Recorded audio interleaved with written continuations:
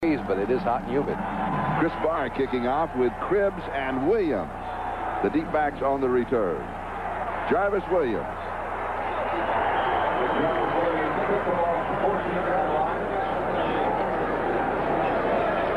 Ron Fellows makes the tackle and will set the offense for the Miami Dolphins with Dan Marino at quarterback. Stratford and Woody Bennett, the two running backs. Clayton and Duper will be the wide receivers, and Farrell Edmonds is the tight end. He is the only rookie in this particular set. We also have, of course, Harry Galbraith at right guard. It was Giesler, Foster, Delamotte, Galbraith, and Ronnie Lee, that offensive line. And so Miami goes to work at their own 31-yard line, first down. And Marino comes out throwing. Has protection, and the pass is incomplete as he was going to Duper on the near side. It'll be second down and 10. Now the Raiders are expected to show a 4-3. As you saw there, the four-man front will be Long, Piquel, Wise, and Greg Townsend.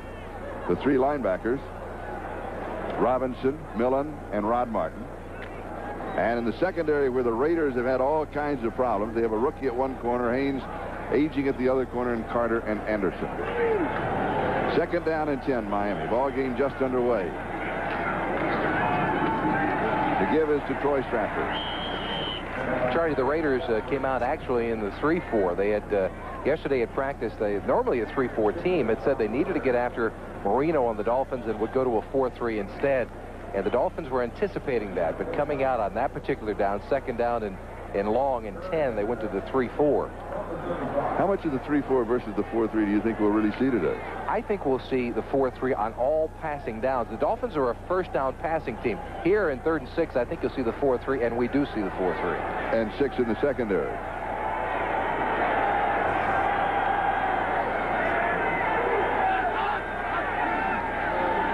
And Jensen is in the block.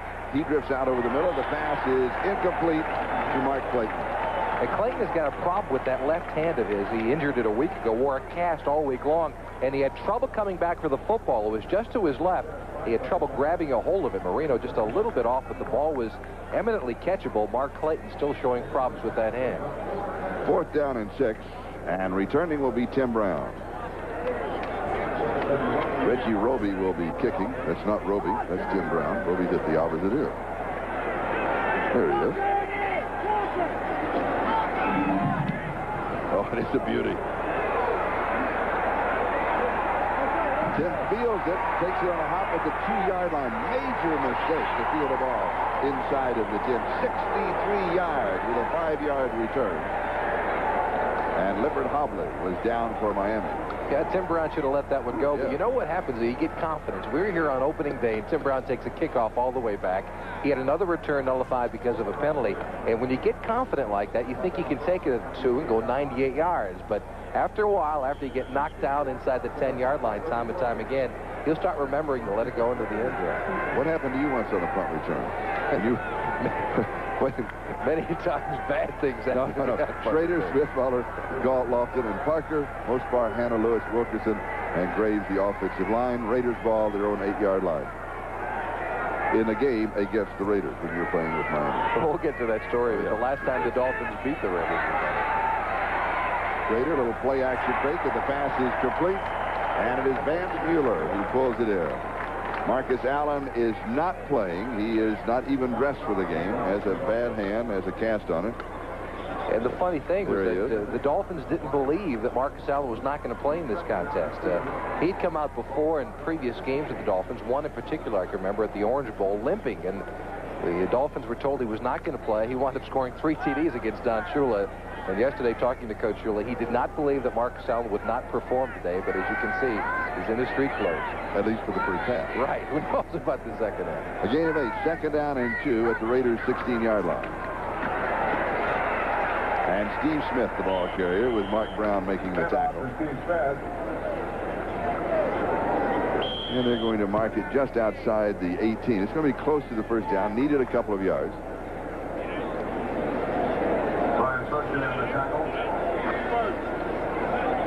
And the chains are going to come out. Well, the chains come out You were going to, and Coach Shula said, catch the ball. Well, it was the last time the Dolphins beat the Raiders. It was in the Orange Bowl, 1978. The Dolphins have not beaten the Raiders in 10 years. Toward the end of the football game, and Coach Shula said, all you need to do is catch the football, rookie. Just catch it. As you can see, the Raiders pick up the first down. And I'm so intent on catching the ball because of his wrath. I ran out of bounds, and the punt was about near the Dolphin bench, but I caught it. It didn't matter. About 5 yards out of bounds. Right. I didn't realize I was out. That was the score, 23-6 with the Orange Bowl the last time the Dolphins. But you kept your eye on the ball, right? Oh, I didn't take it off. One eye on Shula, one eye on the ball. I just happened to be standing right next to when I got it this time. Oh, he said, nice job. First down, Raiders.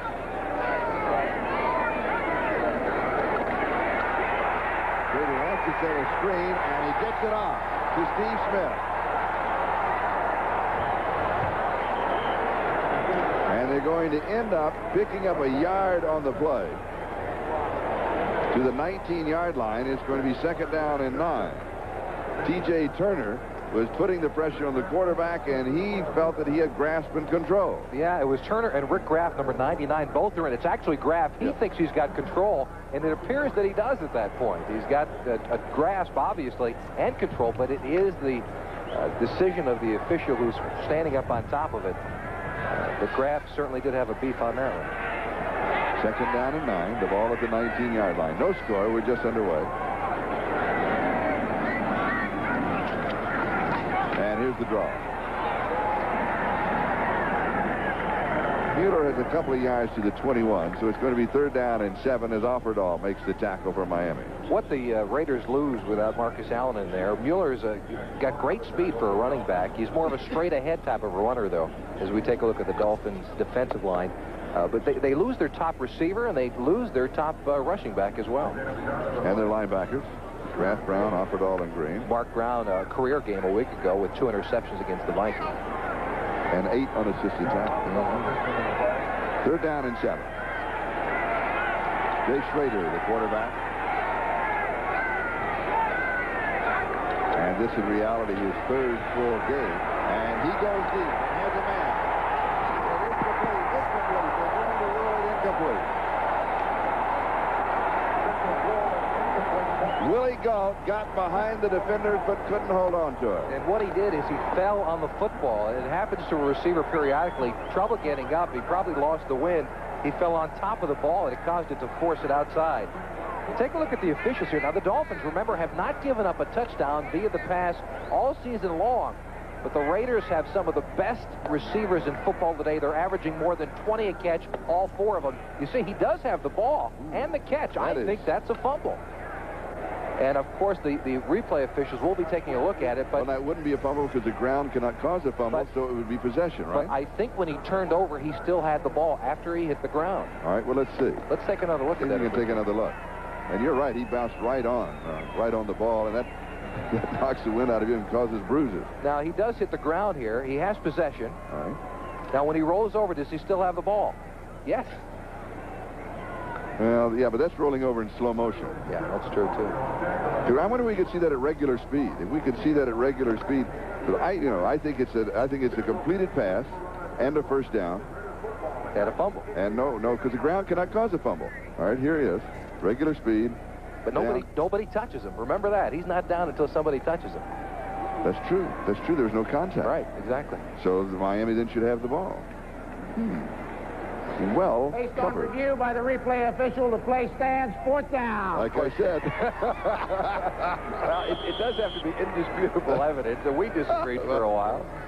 But I disagree with the call. I think it should have been a first down for the Dolphins going the other way. Jeff Gossett will be kicking on 4th down with Schwades and Williams, the 2 deep backs. And taken at the 26-yard line by Scott Schwades. And he's going to have 5, maybe 6 yards on the return. Stephon Adams makes a tackle. There's a flag down, a 54-yard kick with a 5-yard return. And there's markers on the field.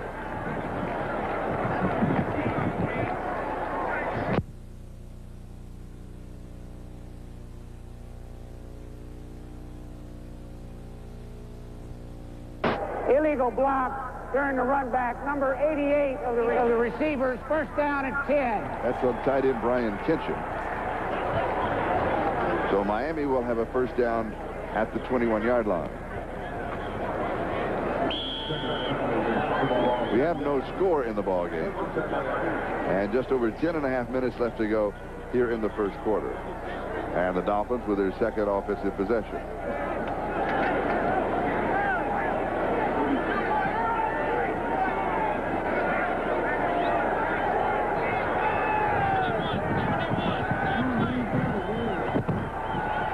Marino changing the play. If that looks like 44, it's quick outs by the wide receivers. Clayton has it, and out to the 32-yard line. And he'll pick up the first down. Is that a visual automatic that he was calling? They use it two ways. He does it with his voice, and if they think he has trouble hearing out there, he'll use his hands. Now, it looked like he was holding up 2 4s. 44 is 2 quick outs by the wide receivers. But what they actually ran was 2 quick slants by the receivers, which is the second most popular audible the Dolphins use. Gain of 12 to the 33-yard line. First down.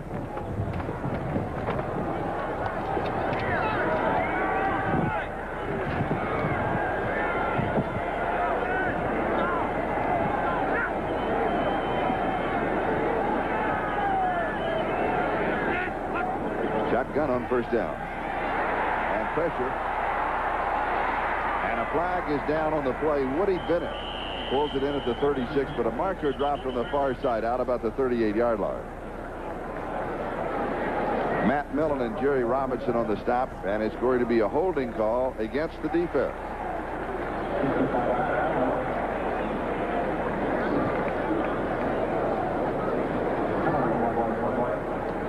The Dolphins a week ago, worried about the Minnesota Vikings rush, a very difficult pass rush, used a different kind of an approach. They rolled Marino out, went to the short passing game. Today he's been sitting in the pocket. Holding before the pass, number 29 on the defense, first down at 10. That's holding on Russell Carter, the strong safety.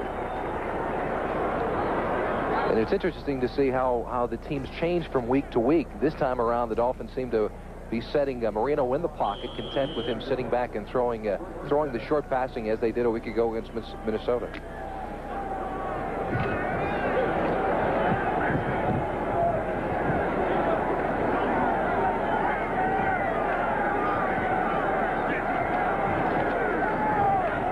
Stratford, the ball carrier, makes a nice cut. 42-yard line. He'll pick up 4. It'll be second down and 6. There's Howie Long makes the stop. Stratford has made some noise about being unhappy because he doesn't think he's been touching the football enough. He does it in a good-natured way. He thinks the more he touches the ball, the more effective he is. 10-minute ticker. Cincinnati out in front of the Jets in the fourth quarter. Seattle beats Cleveland. That's the final. And the other fourth quarter scores.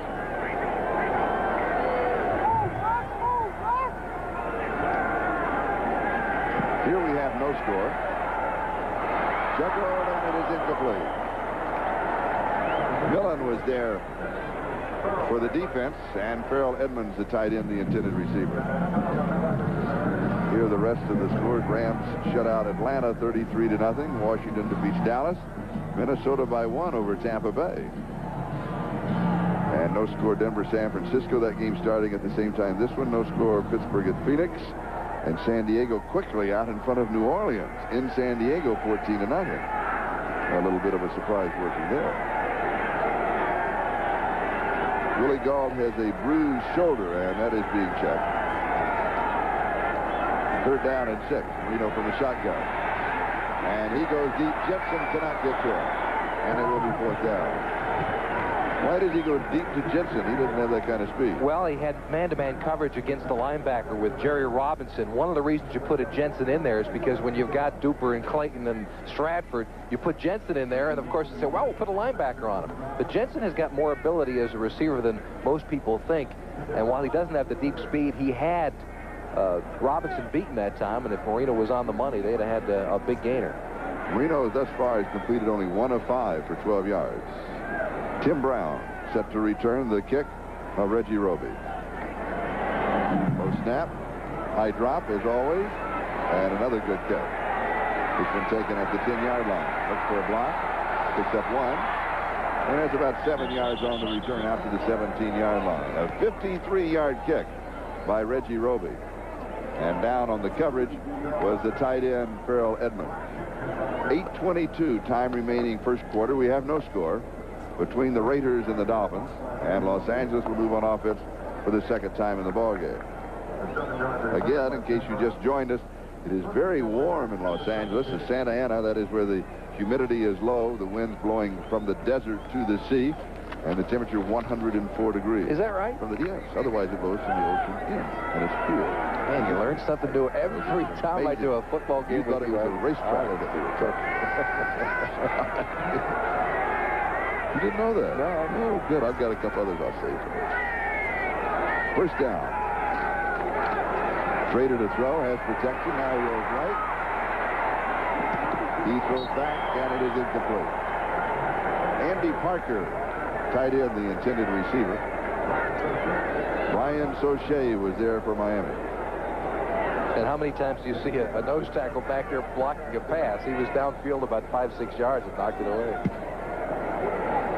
This Dolphin defense, defense has not been synonymous with the word Miami for several years, but Mark, you always had to go back to the no-name defense.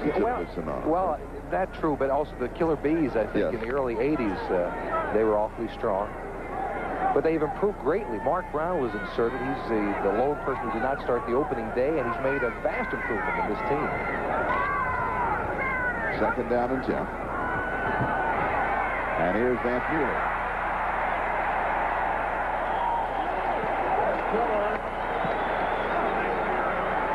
And we'd like to welcome those of you who have been watching the Kansas City-Houston game here at Memorial Coliseum in Los Angeles. We have no score between the Raiders and the Dolphins, and a gain of 11 yards for Vance Mueller of Los Angeles. We have 7:49 and counting. That is the time remaining in the first quarter. And the Raiders have the ball now at their own 29-yard line, first down. Jay Schrader, the quarterback. Marcus Allen not playing in the ball game. He has a cast on his hand. Mueller and Smith are the running backs. And Smith show emotions. And Mueller is down. Get right at the line of scrimmage. His momentum may carry him to the 30, where it'll be second down and 9. Let's see where they mark it. As John Offerdahl was there to stop it. John Offerdahl, the Dolphins defensive squad, their coaching staff puts together a film called Putting on the Hits, and they show it to the players on Fridays before football games. That hit will be included. One of the prerequisite is that the defensive player has to pick a running back off the ground and putting him back down on his back, and Offerdahl has been on that reel of film they show to the players to try to goose them up quite often.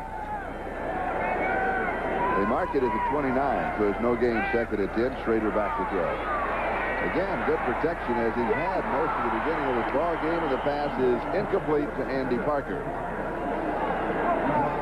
We'd like to welcome those of you now who have been watching the New York Jets-Cincinnati game. Cincinnati defeating the Jets 36-19, so the Bengals remain undefeated. And quite a surprise. The only undefeated team in football, and if you'd have said that opening day, I don't think very many would have believed you.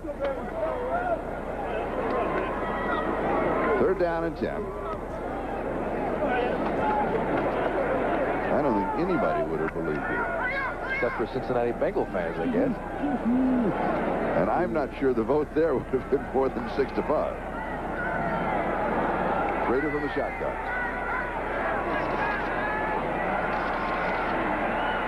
This one sailed on him, and it is incomplete. Schrader has only completed 38% of his passes since he took over for the Raiders. He's had his trouble with being on the money. Talking to the Raiders, he's only 2 of 6 today for 10 yards. The Raiders think he needed a training camp with these wide receivers. He's just off a hair in his passing attack, and as you can see in that particular play, he was well over his target. Gossett to kick, and Scott Schwades is the return man for Miami. No score. 6:33 time remaining first quarter. This one is taken at the 35-yard line, and he's in trouble and will end up losing about 3 yards on the return. A 36-yard kick, -2 officially.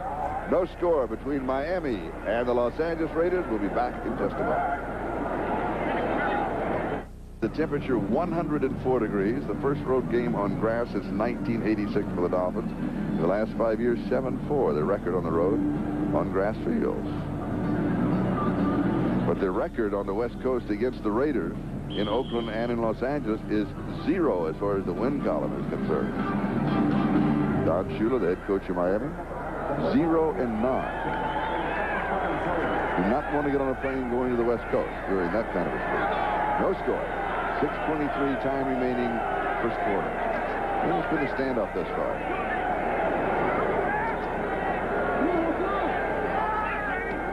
Reno taking a lot of time. And finally has to Troy Stratford. The Raiders continue with that 3-man front. We had thought they would go to the 4-man, but they're still in the 3-man. It's not what the Dolphins expected today. 8-1, second down and 9. Gale Gardner, by the way, the only one to pick the Bengals in the NFL that we know about. Way to go. Let's go to Gale in New York. All right, thank you, Charlie. In Cleveland, the Browns have lost yet another quarterback, Mike Pagel, out with a separated shoulder. They also lost the game to the Seahawks. Kurt Warner going in for the score here at 97 yards rushing. Seahawks alone in first place in the AFC West. 16-10 the final for Seattle. Let's go back to Charlie and Jimmy in L.A. Thank you, Gale. And right after this play, we'll have the reason that she picked the Bengals. Because Jimmy knows the story. Davenport is in the lineup offensively. The pass is incomplete as Mark Clayton is under his own. Mike Haynes had the coverage defensively. It'll be 3rd down and 9. The reason that Gale, I think, one of the reasons that she picked the Bengals, that Boomer Esiason was her intern at ESPN, and she had a feel for the Bengals, knowing Boomer, and she felt they were going to play well this year. They certainly have this far. They really have played well. That's a good field to have. The only undefeated team in the NFL.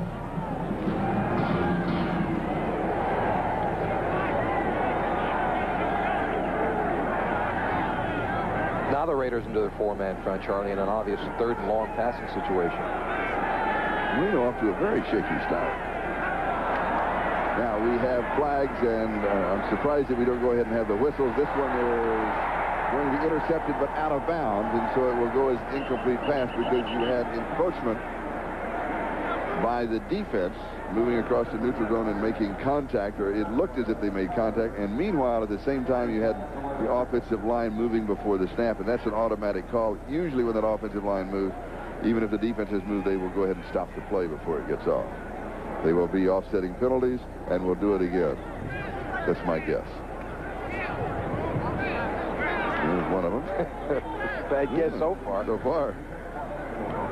What may have happened is the contact may have occurred first, and then the movement occurred later on this side of the line of scrimmage. Offside. Number 70 on the defense, still 3rd down.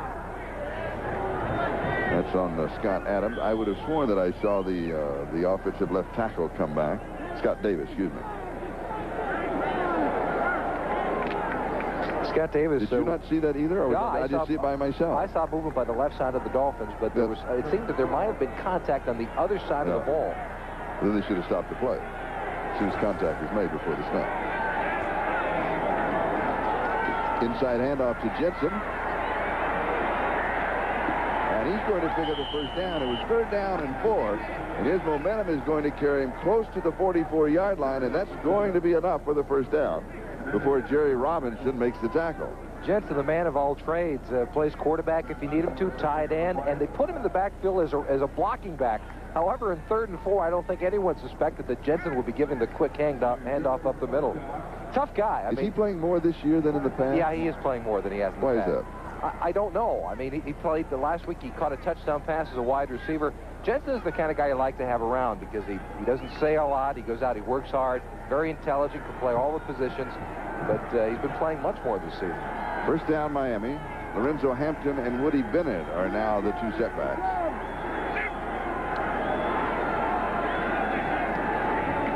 And a 4-man rush. And it is incomplete. Mark Clayton, the intended receiver, and Dennis Price, the rookie from UCLA, taken in the 5th round of the draft. Perfect positioning, and he used the sideline to his advantage. Right, and Dennis Price is a player that other teams have been trying to pick on. As you mentioned, Charlie, the Raider injuries in the secondary have been phenomenal. Terry McDaniel with a broken leg, Lionel Washington with a groin injury, Van McElroy, who's back off the injured reserve list playing today. was a starter in week 1, has a leg muscle problem. Stacy Turan has an ankle problem. All starters on week 1 of the season. And so Dennis Price, who's new, young out there on the corner, the Dolphins are trying to go after him, but he's playing well thus far. 2nd down and 10. Roy Stratford. A gain of 4. It's going to be 3rd down and 6. A report on Willie Galt. They're now going to go into the locker room and X-ray. See if he was shaken, if he was injured. Here's the 10-minute ticker. Cincinnati over the Jets. Seattle winning. Houston by 1 over Kansas City. Green Bay big over New England. And the others as you see. They spotted at the 47-yard line. So it's going to be 3rd down and 7 from the shotgun against a 4-man rush. And Marino's pass is incomplete. The intended receiver, Troy Stratford, fell down. He had Stratford in a man-to-man situation. Stratford was wide open. He slipped breaking to the ball. And so the Dolphins and Marino, he's been off target on some occasions, but they can't seem to buy a break today. Marino just 1 of 8 for 12 yards in the first quarter. And Tim Brown is the return man. And Reggie Roby will continue his punting exhibition. 3:36 time remaining first quarter. Look at that, 56-yard average. And this is his 3rd kick of the ball game. He has a little bit of a breeze, but not that much. Brown will take this one at the 15. He's to the 20. And he's going to be dropped at about the 18-yard line. They may give him his momentum to the 20-yard line. We've got a timeout, and we have no score here in Los Angeles. Back in a moment. Flow back from Seoul.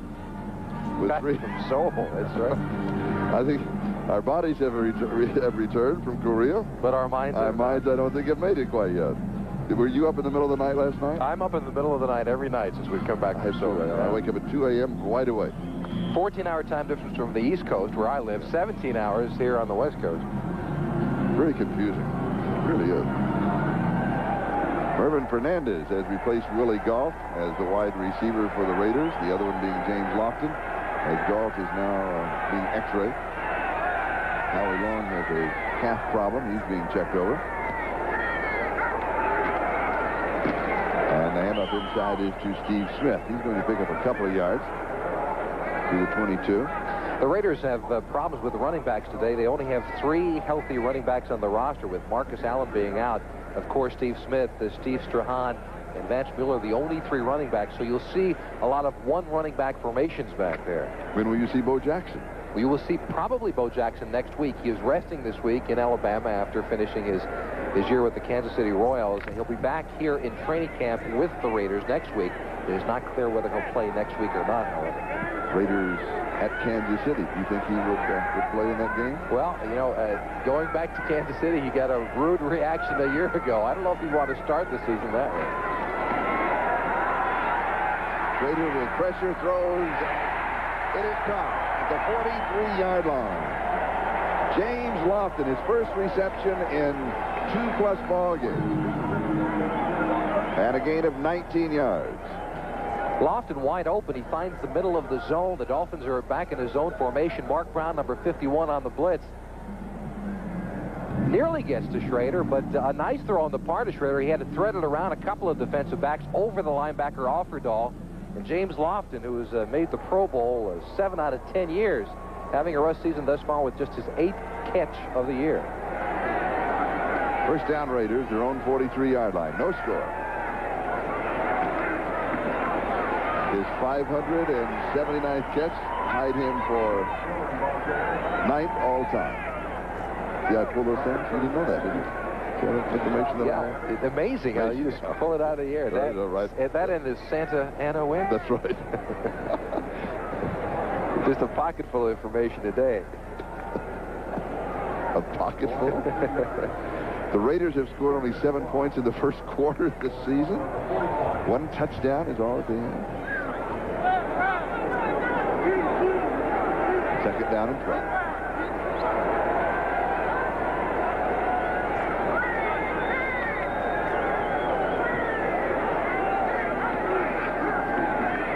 Schrader will throw. Smith. That's complete to Steve Smith. And we'll mark it the 48-yard line. Gain of 7, and it's going to be 3rd down and still 5 to go for the first down. Coming into this game, Steve Smith, as you can see, had 11 catches. He only carried the ball 12 times. Now, usually in the old Raider offense, the fullback was a blocker. I mean, that's all he did. He carried the ball sometimes. But here in Mike Shanahan's offense, the fullback, as he was in Denver, that's where Shanahan came from, is a receiver. And so Steve Smith has got to fill the bill of catching the football out of the backfield for the new Raider look. Lofton, Fernandez, and Tim Brown, now 3 of the wideouts. And the inside handoff to Brown, and picked up good defensive play by Rick Graham. Made the penetration and just caught Brown to drop it. Rick Graham played his best game as a Dolphin, perhaps, certainly this year, a week ago against Minnesota. And anytime you can catch Tim Smith from behind like that, sure, he was just getting wound up, but he is awfully quick. A big play by Rick Graham. And the gun sounds. That is the end of the first quarter. No score between Miami and the Raiders in Los Angeles.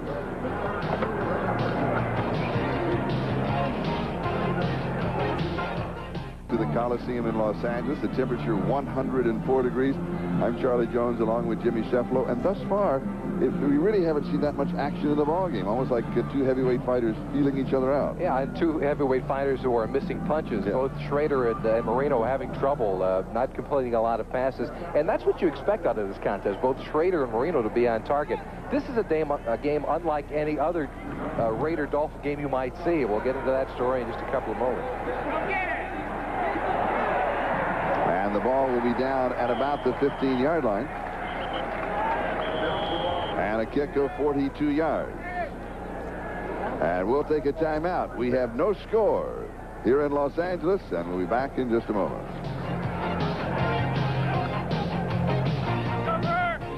The Cars and Trucks for 1989.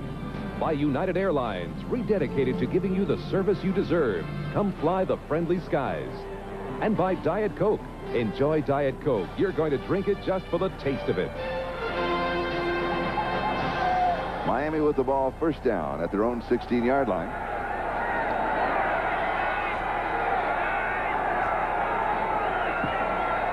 Again, Marino changing his call at the line of scrimmage. Lorenzo Hampton with the carry. And he's going to pick up the first down. A gain of 12 on the play. Eddie Anderson makes the tackle. As I mentioned earlier, Charlie, this is an unusual game for a Raider-Dolphin matchup. For this reason, the Dolphin offense has not performed up to par over the first 5 games of the season. And that's what you expect out of Miami. The Raider defense in the same situation as we do have a Raider player down. I believe it's Howie Long. And he, remember, had that calf problem earlier. All right, while we have an injury timeout, let me interrupt you, Jim, and we'll go to New York and an update with Gail Gardner. Gail? Thank you, Charlie. At Texas Stadium, the Redskins avoid losing their 3rd straight. Big day for Mark Rippon and Kelvin Bryant. Here he hits Bryant, who goes 25 yards for the score. Bryant, 3 touchdowns on the afternoon. The final score, 35-17 Skins. Let's go back to Charlie and Jimmy in L.A. Thank you, Gail. We talked about that. Gail picked Cincinnati in the AFC. I wonder who did she pick in the NFC? I'm not sure. But well, maybe on the next update. We'll get a report from her. All right. Howie Long with that injured calf, as we mentioned earlier, seems to have re-injured the same leg.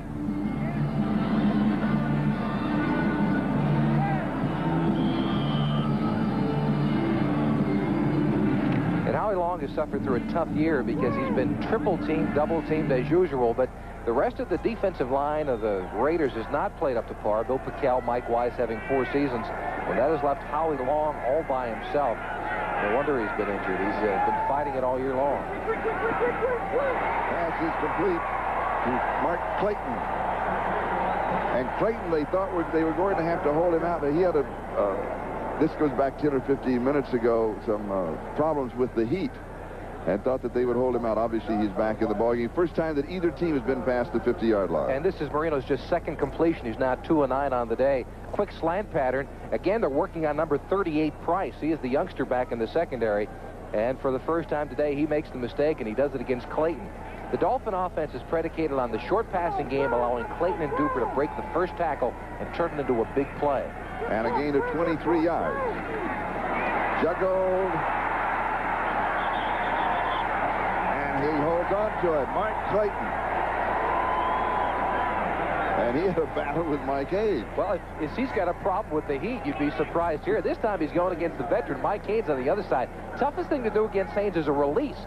He gets a good release on the line of scrimmage, and that's how he makes it. And then the juggling catch. What reaction on the part of Clayton. And remember, too, he's got that bad hand. He injured a wrist and a thumb a week ago, and it didn't stop him from making the catch against one of the best veterans in football today, Mike Hayes. And a gain of 12 yards. By the replay official, the play continues.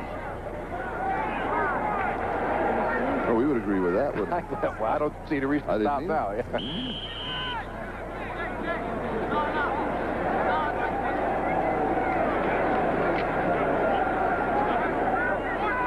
Ball now at the Raiders' 37-yard line. And for the first time in the ball game, the Dolphins have got a drive moving. And here's Stratford. 32-yard line. We'll call it 5, and it'll be second down and 5. 12 minutes, 43 seconds and counting. Time remaining in the first half, and we have no score here between the Los Angeles Raiders and the Miami Dolphins. Troy Stratford reminds me a little bit of Joe Cribbs, who just now happens to be on that Dolphin lineup. But you remember when Cribbs first broke up into the league, Charlie? As we take another look at it. Woody Bennett, take a look at the number 34 in front, the lead block. He makes the block, but on the ground, the defender, whose number I could not pick up, still has enough gumption to trip Stratford up. But remember when Cribbs broke into the league, he had that same kind of look that Stratford has now, very shifty. Winslow Hampton, the ball carrier. And we'll check the 10-minute ticker. Games in progress. Denver and San Francisco tied 3-3. Pittsburgh Phoenix tied. San Diego continues to lead New Orleans 14-3.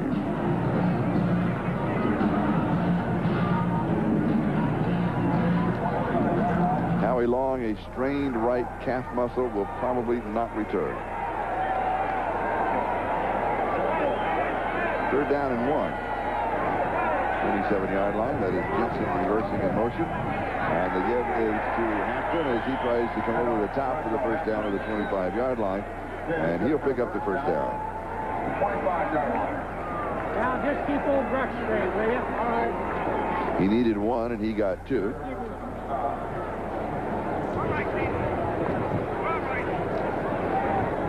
And this will change the way the Raiders play defense today. They were going to go to that 4-man front to try to get a little bit more pressure on the Dolphins, but with Howie Long out, that reduces the number defensively. The Raiders came into this game with just 43 healthy players on the field because of Marcus Allen's injury. And now down to 42. Now down to 42. And Willie Goff down to 41. He returned momentarily, and then they took him out of bounds to the locker room to check him as Mark Clayton goes out of bounds at the 16-yard line. He has 9. It's going to be second down and 1. And so now Marino is just starting to pick that defense apart, this time going after the rookie Dennis Price. Mark Clayton, you talk about ability. He's got very good speed, but what he does is his quickness is better than most receivers in football today, and he has amazing leaping ability. When he was at Louisville, he used to leap pool tables lengthwise for bets. Lengthwise in pool halls for bets. Now, when you can do that, poor Mark Price, who's got to cover him out there, has better be concerned. Reno 4 of 11, 56 yards. All completions to Clayton. Marino didn't like what he saw defensively.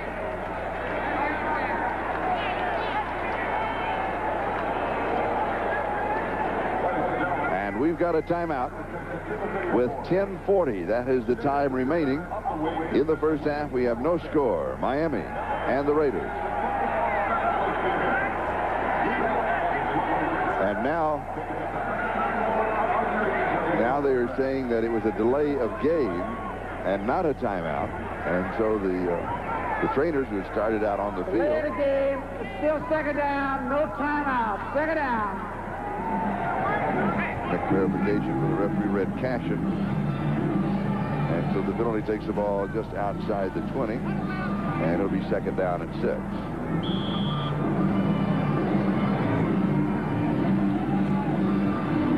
an area you cannot afford penalties. No, when you get down there, Marino must have noticed that the 30-second clock was getting close. He tried to call the timeout. I'm sorry, you're absolutely right, the 45-second clock, but not quick enough. He's got pressure, and the pass is incomplete. Throwing into coverage, that was Ron Davenport, the intended receiver, and Jerry Robinson, the right inside linebacker, was picking him up, number 57. And it'll be 3rd down and 6. So you have one opportunity here to pick up the first down, then you go for the field goal attempt. The Raiders will set 6 in the secondary, anticipating Marino's throw.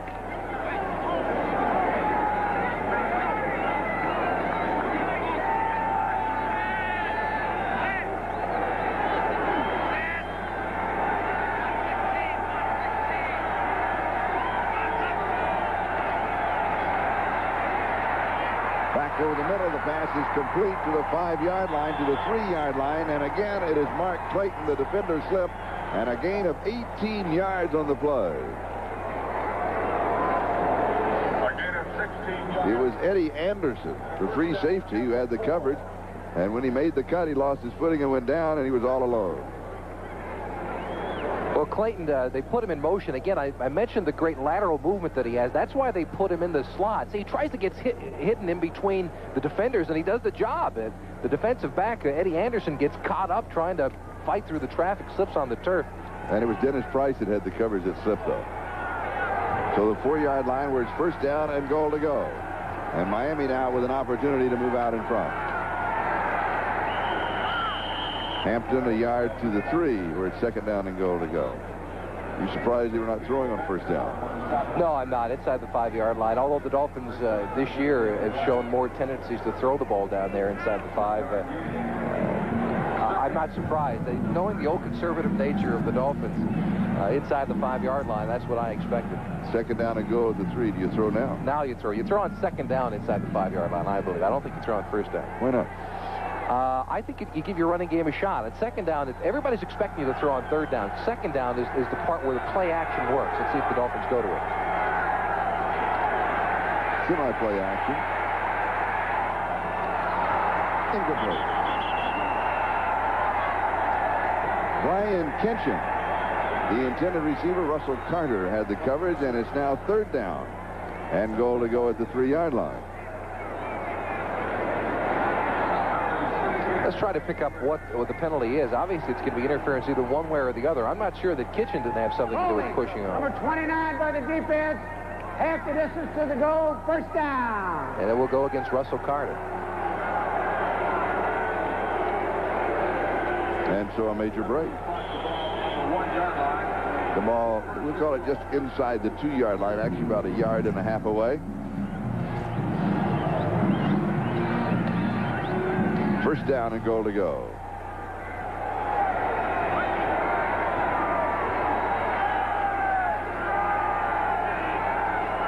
First down now. Do you come back running? Yeah, I do. I think so. Hampton over the top sounds good to me. Touchdown. Hampton over the top. That's good to me, too. Well, when you've got a linebacker like Matt Millen on one side, take a look at him, number 55 for the Raiders, and then on the other side, you've got a great leaper like Lorenzo Hampton. There's going to be some kind of an explosion up top, but Millen misses, does not get off the ground, and it is Hampton who makes it over the top and into the end zone for the first touchdown of the football game. 84 yards on the drive.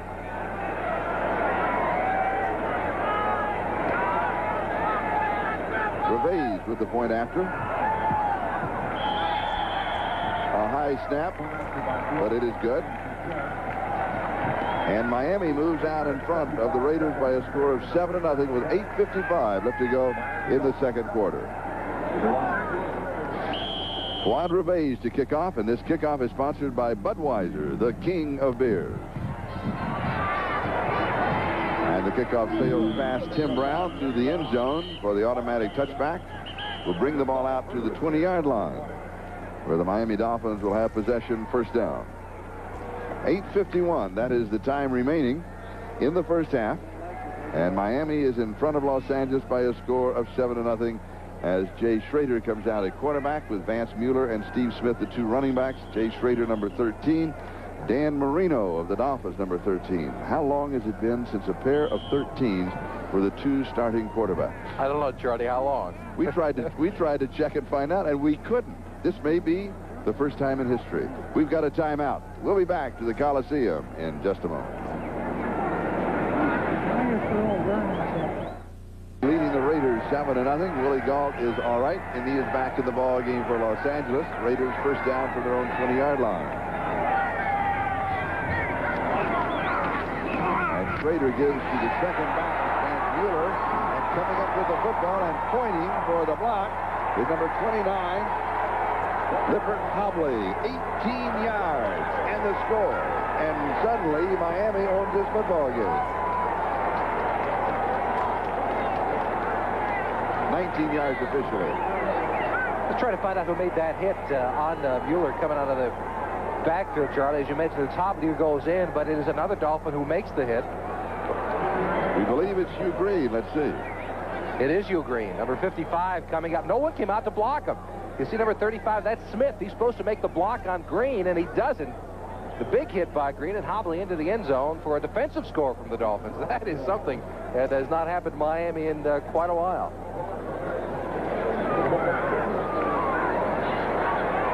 So only 11 seconds between touchdowns. The Bays with the extra point. And it's Miami 14 and the Raiders nothing. Now with 8:44 left to go. First half. We'll be back in a moment. Again, as you see, number 35, that is Smith, trying to get outside the block Green, but not able to get there, and it was the arm of Green. Now, Green hangs on to Mueller. Good play by him. He knows the ball is out, but he can continue to make the tackle, and he actually makes an effective block by holding on to the running back. Nice play by Green. Meanwhile, the Dolphin defense has now gone 11 consecutive quarters without allowing a passing touchdown. Kansas City Chiefs 6. The Rams defeated the Falcons 33-0. That is his second touchdown for Lippert Hobley. He had one last year in one of the strike games against the Kansas City Chiefs. And here is Tim Brown on the return. To about the 24-yard line. Where Offendahl was there for Miami. Games in progress. Denver and San Francisco still tied 3-3. Phoenix leading Pittsburgh by 3, 10-7. And San Diego still in front of New Orleans, although the Saints are closing the gap on them as San Diego got out on a quick 14-0 lead. That's the lead here, 14-0. Miami in front of the Raiders with 8:34 left to go, second quarter. And Los Angeles has the ball this time at their own 19-yard line. Just a moment ago, they had it at their 20. A fumble on the first play from scrimmage of that drive. Raiders pass is complete or is it dropped? No, it's going to be incomplete. James Lofton trying to slide underneath it. And it'll be second down and 10. Come on, all right.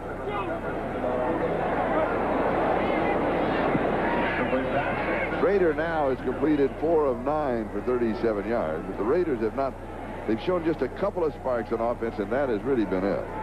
Excuse me, I had the wrong yardage of the ball is at the 24-yard line rather than the 19.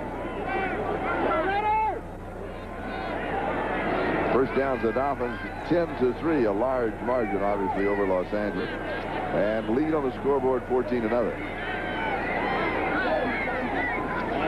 Lofton going deep on the left side. And Schrader goes back to the right side, and the pass is going to be incomplete to the tight end, Andy Parker. What they did, Charlie, is run the same exact play they did when Lofton came across the middle and dropped the ball. You hear the boos by the crowd. But in both instances, this is not the problem of Jay Schrader. That's right. He's been on the target twice.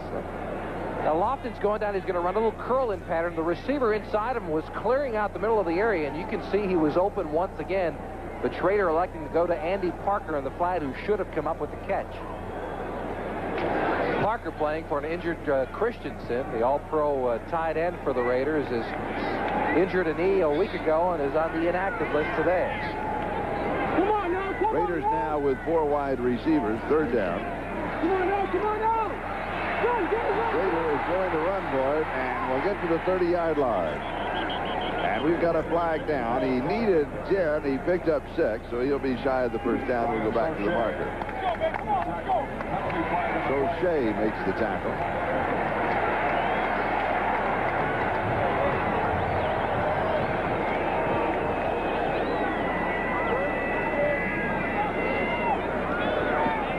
Red Cash, Holding. referee. Number 45 on the defense.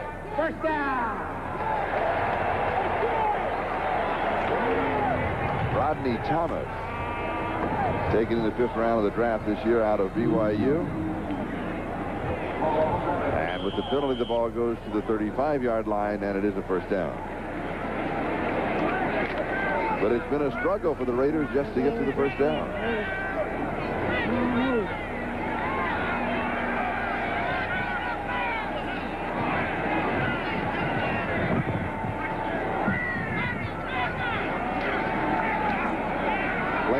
Fake to Mueller. And it was intercepted at the 32-yard line. Jarvis Williams has the interception, and he laterals off, but I believe they're going to blow it down.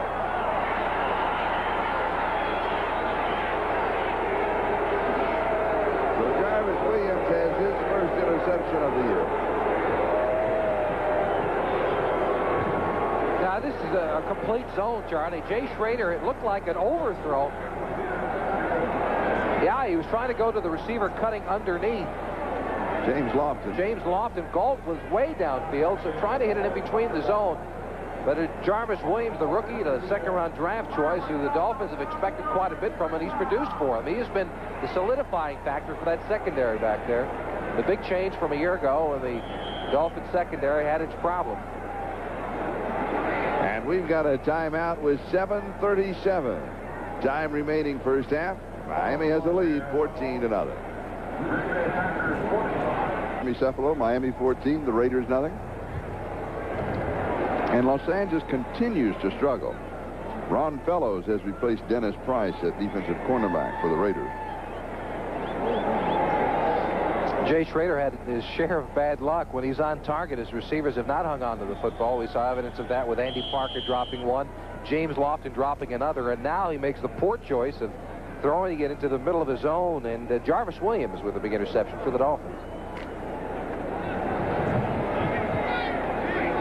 So Miami now with excellent field position starting this series at the Raiders' 45-yard line. And a chance to blow the game wide open. They lead 14-0. You go deep immediately? No, you give to Davenport. 31-yard line. 14 yards and a first down. And Anderson finally brings it down at the 31.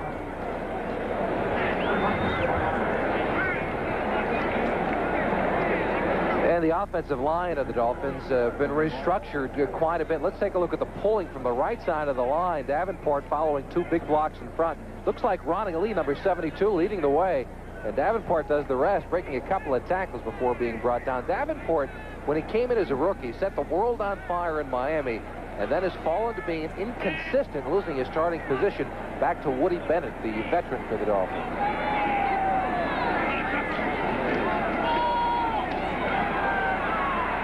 Lorenzo Hampton gets the call. And of course, if you're effective on the ground, you stay on the ground. Scott Davis with the tackle. Oh, and you get a 14-point lead, Charlie, and you're predominantly a passing team. You like to go back to your running game. Take some time off the clock. And that is a surprise. Scored the 4th. The Miami Dolphins with Dan Marino back there, only scoring 72 points on the year. That was my point before. The Raiders have given up more points than any other team in football this season. Now, when was the last time you would expect a Dolphin and a Raider team to go up against each other like that, with the Dolphins performing poorly offensively and the Raiders performing poorly defensively? And it's 2nd down and 7. Now Marino to throw. Did he have to get rid of it too soon? Now, that's a busted pattern, Charlie. I'm not sure if Edmonds was supposed to get downfield. He seemed to be having trouble getting off the line of scrimmage, which is the toughest thing that a rookie tight end has to learn. To get off the line of scrimmage, get away from a linebacker whose only job is to hold you up. Robinson and Fellows with the coverage. Marino now 5 of 14 for 73 yards. The numbers are not impressive. It's 3rd down and 7 at the 28. The impressive numbers, Miami 14 and Los Angeles nothing. As we now have 6 minutes left to go in the first half. Lorenzo Hampton scoring 1 touchdown. Clifford Hobley scoring the other one on a fumble recovery.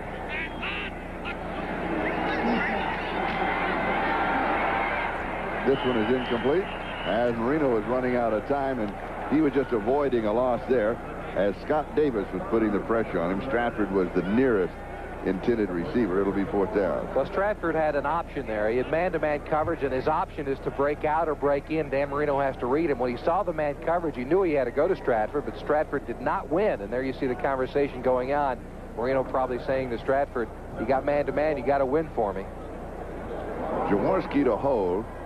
See, he's at looking the at 35. I'm sorry, Charlie. He's Good. looking for him right now. He knows where he has to go, but he has to get rid of it as Davis comes in late and wraps Marino up. 45-yard field goal attempt. And it is good. From 45 yards away. So Miami now moves out in front of the Raiders by a score of 17-0 with 5:50 left to go in the first half.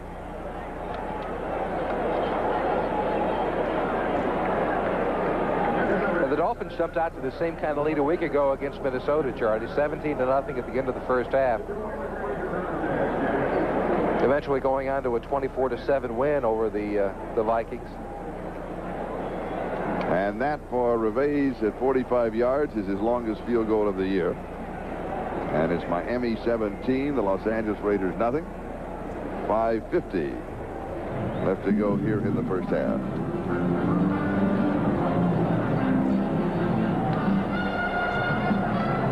The report on Howie Long's injury. He is out for the rest of the game. He's going into the locker room and will not come back to the field of battle. Scoring by half for the Dolphins. First half, 58 points, and so it's been the dominant half. The second half, a total of 16. It is just the reverse for the Raiders. As we saw earlier, they scored just 7 points in the entire first quarter all year long. They are a strong fourth quarter team.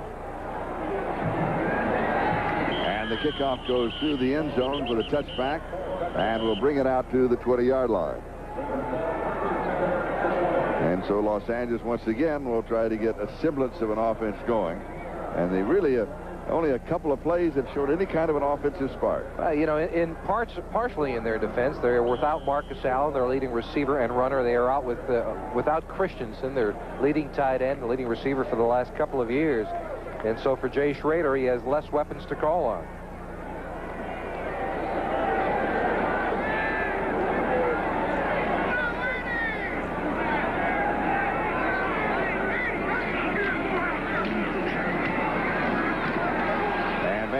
Gets the call, and he'll get a yard to the 21, and it'll be 2nd down and 9 where Hugh Green was there. Why bother to run? You're down 17-0 and you haven't got any kind of an offense working. Well, I don't think you abandoned totally your running game yet, but what I think the Raiders need to go to is more of a short passing game. But when Mike Shanahan came over here from Denver, the thought was he'd go back to a short passing game the way they do it in Denver. However, as we said earlier, all 4 Raider receivers average more than 20 yards a game. The Dolphins know that. They're taking away the deep stuff. The Raiders have got to develop a possession receiver and go to the underneath stuff.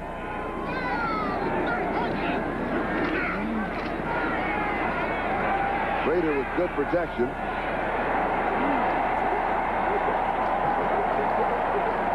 And Vance Mueller has the reception at the 49-yard line. A gain of 28 yards. And a little something for the crowd to cheer about. And Schrader wanted to go underneath that time to a receiver he had in the right flat, but John Offerdahl was there with the man-to-man coverage and covered him well. But again, Schrader makes a poor decision. He throws it to the middle of the zone, and only a fantastic effort on the part of Mueller makes that play work. But that's not a high percentage pass.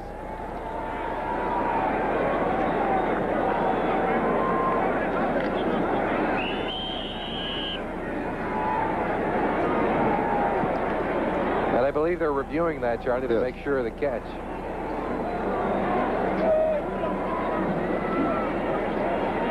.426 time remaining in the first half. And the instant replay officials going back to that last reception.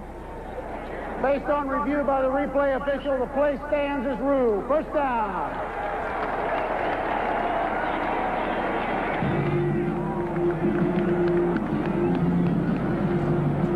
First down for the Raiders at their own 49-yard line.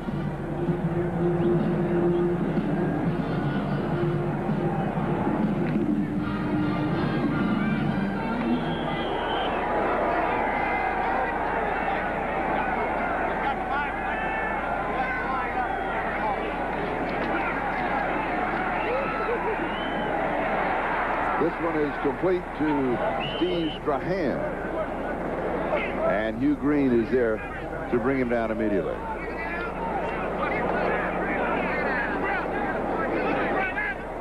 And the ball will be on the 47-yard line of Miami. A gain of 4, second down and 6. Raiders 6 of 13 for 69 yards. No touchdowns, 1 interception. And his numbers should be better today. He has made some poor decisions, granted, but he has also had some balls dropped on the part of the Raider receivers. Lofton goes wide to the far side. Brown is in the slot on the right side. Smith's the remaining back.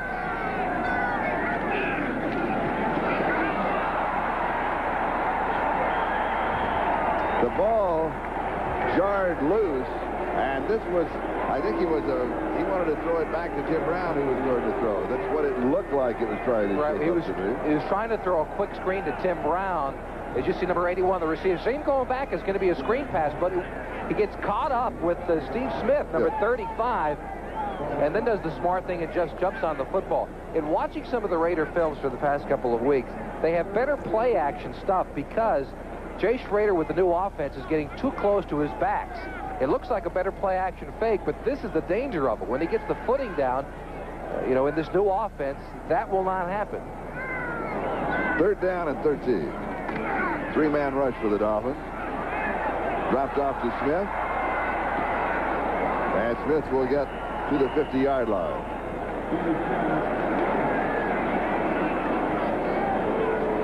Right now, let's go to New York and Gail Gardner. Gail? 49ers looking for their first home win ever against the Broncos. Joe Montana, the quarterback draw. He goes in from 6 yards out. The Niners lead the Broncos 10-3. Let's go back to Charlie and Jimmy in L.A. Thank you, Gail. She still didn't give her NFC pick. No, NFC pick.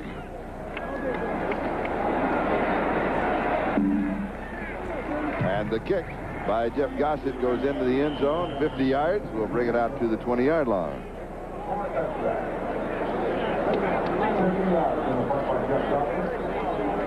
Cincinnati defeating the New York Jets. They are now 6-0. New England lost today. Houston and Pittsburgh. The Raiders at Kansas City.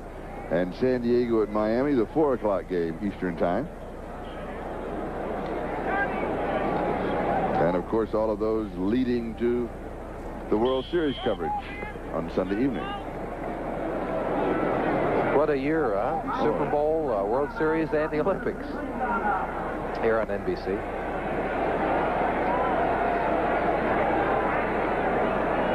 That's really a grand slam. It really is, yeah. Miami first down from their own 20-yard line.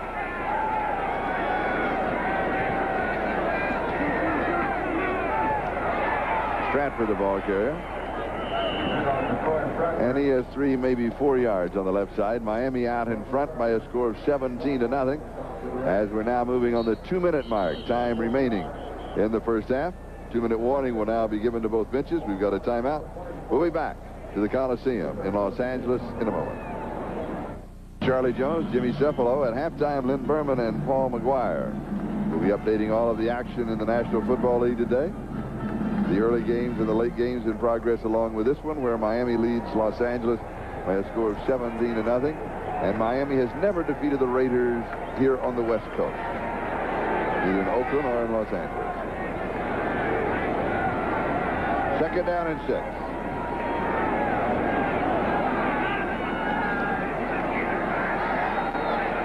Reno deep over the middle, and the pass is incomplete. Farrell Edmonds, the tight end, the intended receiver. Russell Carter had the coverage. It'll be 3rd and 6 back at the 24. And a little surprising, do you think, Charlie, that the Dolphins, under 2 minutes, up with a 17-0 lead, that they'd be throwing the ball like that? I thought they'd be running out the clock.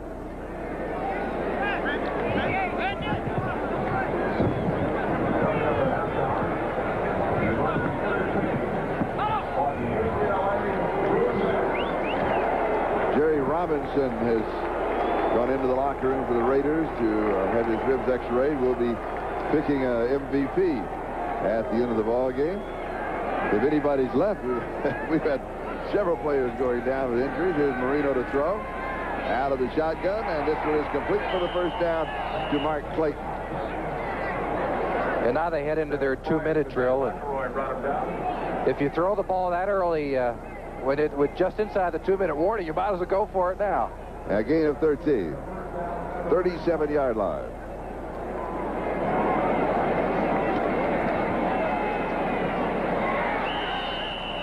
And Jensen on the receiving end. Lyndon King with the tackle.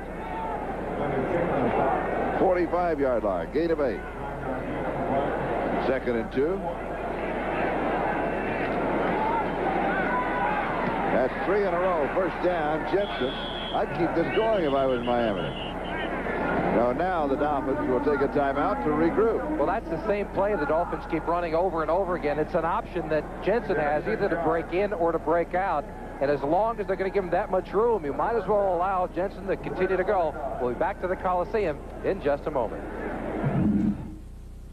Another reminder to our viewers that we'll be selecting the Budweiser Most Valuable Player for today's game at the conclusion of the game. Who do you like so far? As the MVP? Yeah. Mark Clayton. Mark Clayton has played a good game, and so has John Offerdahl. I think he's made some big plays. I think I'd pick Clayton right now. Yeah, I do too. The Dolphins, what they're doing here in the huddle is calling 2 plays. They'll come up, run the first play. If successful, they get right back to the line of scrimmage and run the second. If they're not successful, they'll regroup, go back into the huddle, and start all over again. Now, in a moment ago, they had 2 in a row that were successful. They immediately went to the 3rd. Is that an automatic call then on the 3rd one? He'll just call at the line of scrimmage. All right. Reno just running out of time. He's complaining that there is some defensive holding that's going to fall on deaf ears, as they say, and it'll be 2nd down and 10. Clock is stopped with 1:03 left to go. Play a short field here. You want another 20 yards? Then go for a long field goal attempt. Well, with the Reves on the bench, who just kicked a 45-yarder, his longest of the season, he's got more than enough leg for it. And with the Raiders giving him that continual short passing game, there's no sense in trying to force it downfield with a 17-0 lead. I expect them to continue to go short here. 6 in the secondary.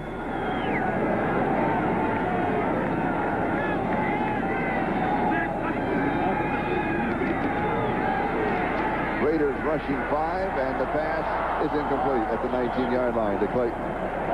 Good coverage this time by Dennis Price. He's had some good coverage. He's made some mistakes, but for a rookie, he's looked pretty good. Well, when they're going to go after you time and time again, you're going to get beat occasionally, especially when you've got 2 great receivers like Duper and Clayton. Now, Duper's name we've not called all day long. Does Duper have a reception? He has been shut out thus far. He has. Roy Foster, number 61, making the block inside. Marino gets the ball off. It's a good throw over the shoulder and actually should have been caught by Clayton. That's a tough catch, though. It sure is. You notice he went up with the one hand. He's got the problem with his left hand. He's wearing the glove on it. Injured it early in the, or excuse me, a week ago against Minnesota. 3rd down and 10. 49-yard line of the Raiders. And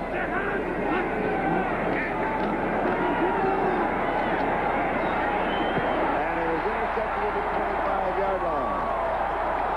Dennis Price has the interception. The Raiders have the ball with 44 seconds left to go in the first half. That is his 2nd interception of the season and the 7th for Los Angeles on the year. Well, on the play before, Dennis Price got stuck in a man-to-man coverage against Clayton and was actually beaten on the play despite the fact that Clayton couldn't come up with it. Here they go back to the zone, and Marino is high with the pass. There it is. Oh, see the zone set up? looked like Clayton coming right back to the football, had a little bit of an open area, but an overthrow on the part of Marino. And it's Dennis Price with the big play. And Los Angeles with a first down just outside their own 42-yard line. 44 seconds left to go, first down.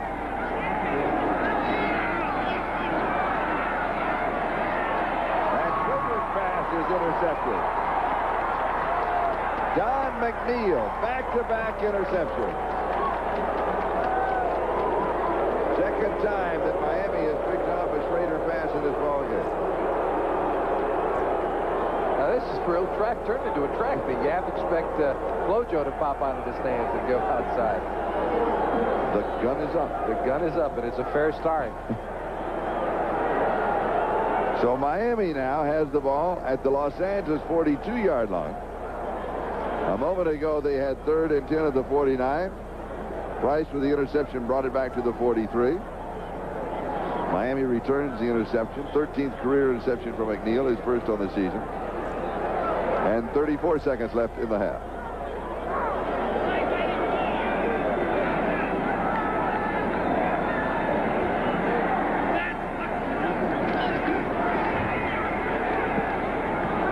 Jensen to the 20. Well within field goal range, 17-yard line. 26 yards on the play. Eddie Anderson and Ron Fellows finally making the tackle. And you asked before why Jensen is being used more and more. Well, you've got Duper and Clayton out there. They're double teaming the outside. And if you got Jim Jensen inside, you know, you're not going to donate one of your best defensive backs to him. He's big. He's not real fast, not real quick, but he's got sure hands, can run a good pattern. He gets man-to-man coverage, and Marino has got a lot of confidence in him now.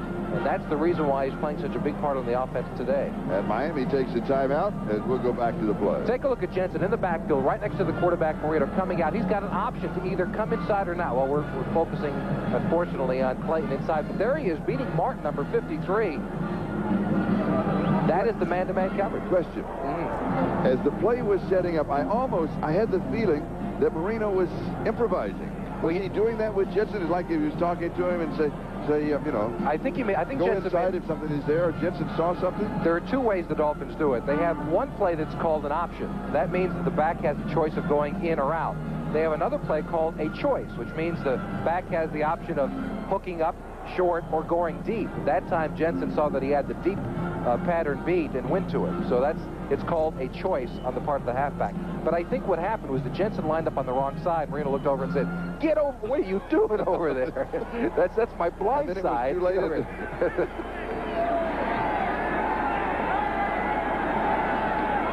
At the Raiders' 17-yard line, first down.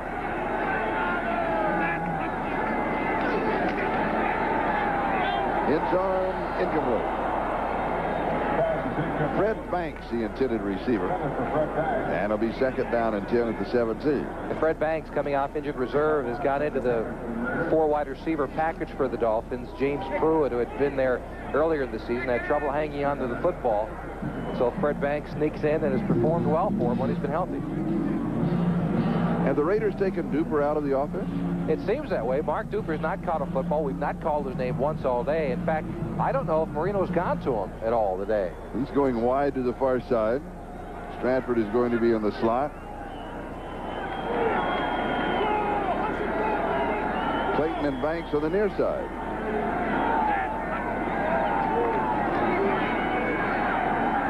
And it is incomplete. Stratford coming back over the middle. It's going to be third down and 10.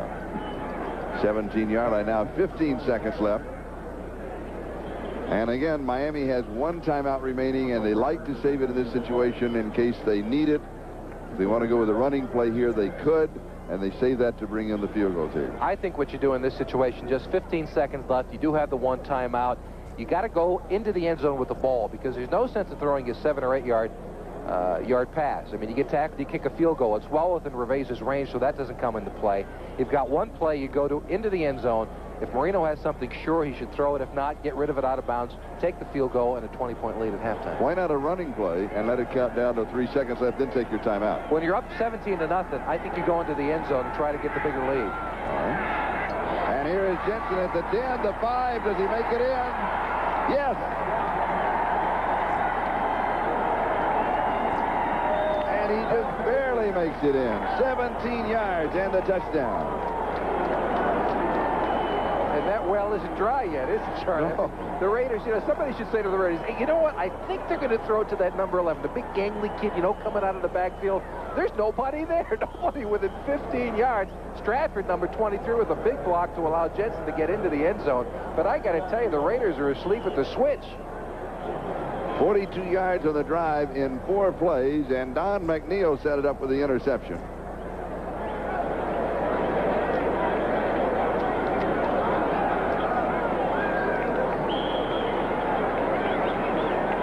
And Reves will attempt the extra point. Miami has converted 3 Los Angeles turnovers to 17 points.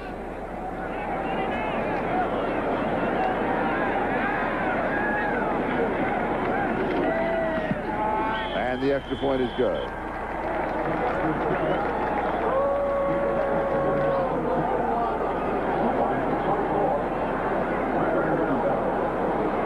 That's a familiar score for the Raiders, isn't it? Weren't they down 24-0, 2 weeks ago against Denver? Yes. How about against Cincinnati last week?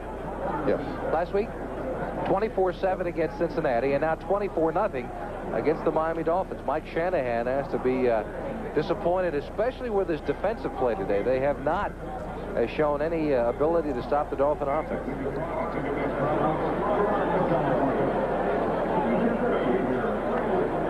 Raiders head coach Mike Shanahan, youngest head coach in the National Football League, with 8 seconds left to go in the first half. Charlie, coming into today, the Raiders have given up an NFL-high 145 points. As we take a look at the Dolphins scoring drive, just 26 seconds getting the interception back from Don McNeil. Marino to Jensen on a 17-yard pass. They've given up 145 points coming into today. That is about as anti-Raider football as you can get, and I would be surprised if there aren't any changes made by the Raiders, either in coaching staffs defensively or with personnel. This has to be very frustrating to Al Davis. Reves to kick off with Tim Brown and Stephon Adams, the deep backs on the return. And this one is taken by one of the up backs. That's number 35, who is Steve Smith. And the reason for that, of course, is to cut off any long return and to chew up a little time on the clock, as the Raiders will take over with 3 seconds left in the first half. A scoreless first quarter, then Miami putting 24 points on the board in the second period. Raiders 7 of 15 for 78 yards, 2 interceptions. His numbers should be a bit better, though. Around 11 of 15, because 3 or 4 of them have been dropped. He's been right on the target. But that was early in the first half. Latter part of the first half, he has run into some problems.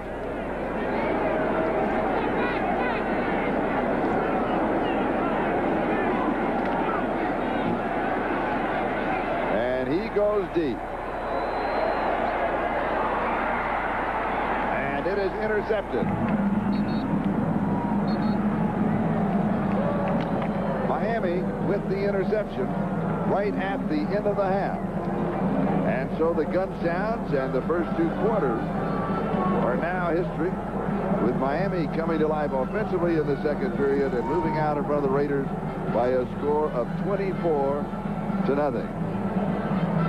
The temperature, in case you joined us late, 104 degrees. NFL live halftime activities in a moment. We'll be right back after these messages from your local station.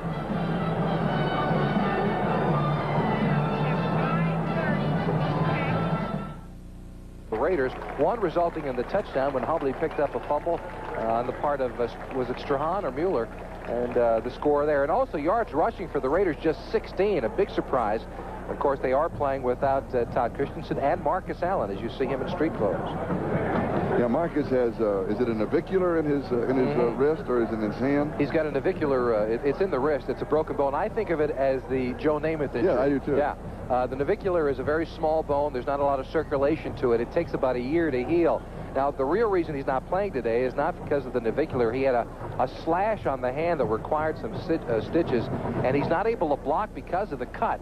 Now, the navicular will take a long time to heal, but he can play with some kind of a soft cast on it. The problem is that slash, and they are expecting that he'll be back in the lineup next week. And he has always played exceptionally well against the Miami Dolphins. Oh, he loves playing against the Dolphins. And I tell you, yesterday, in talking to Don Shula, he said, "Were you at the Raider practice?" I said, "Uh-huh." He said, "Did Marcus practice?" I said, "Gee, I didn't notice, Coach," because it's not my job to say so. But Marcus Allen, he did not believe until they came out here in street clothes and lined up on the field that Marcus Allen would not be playing, because he's done it in the past, limped out there. And in the Los Angeles Times, it stated in the paper this morning that he would not be playing, but nobody believed it. No, nobody believed it, not at all.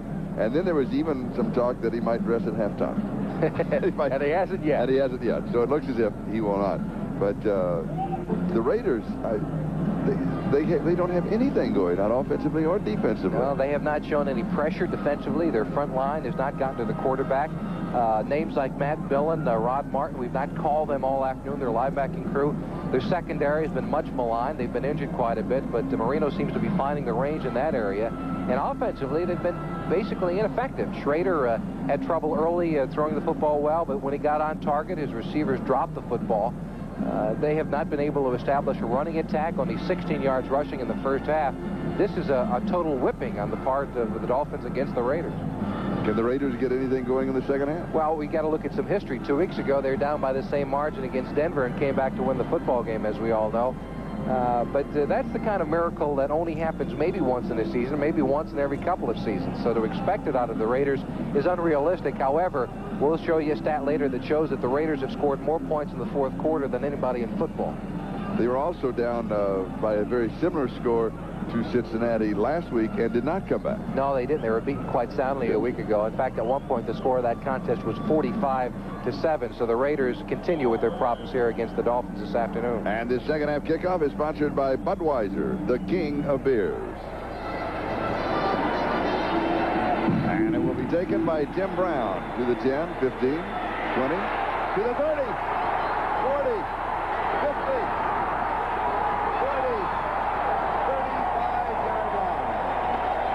65 yards. He took it at the goal line and almost clipped 100. Perhaps the spark that the Raiders needed. Rodney Thomas finally brought him down.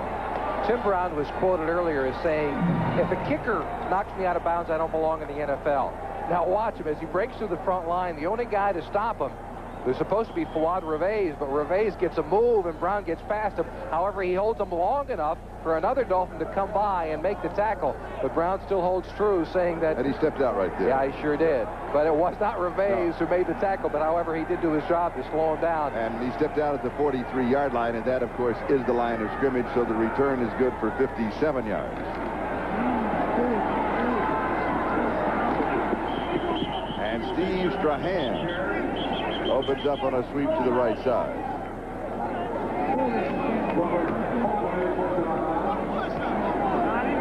They're going to mark at the 38-yard line, so it'll be 5, second down and 5. Sorry, what makes a kickoff or a punt returner is slashing ability. It doesn't necessarily take speed. It takes quickness and the ability to make the first person or the first wave miss. And Tim Brown has more ability in that area than maybe anyone I've ever seen play football. He's a slashing runner who has a knack to return a kick. Galt and Lofton are wide to the far side. Smith and Strahan are the running backs.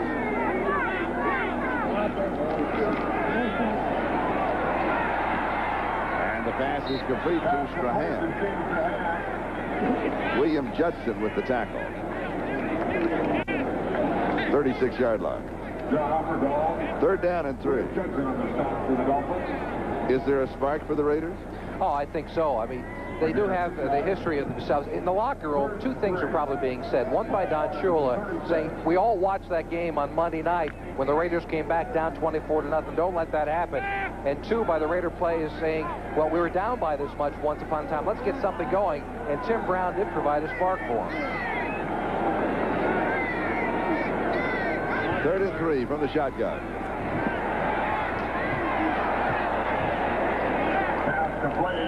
The pass is complete. They will mark it at the point of the reception. Steve Smith caught it. Mark Brown was there, but a penalty against Los Angeles.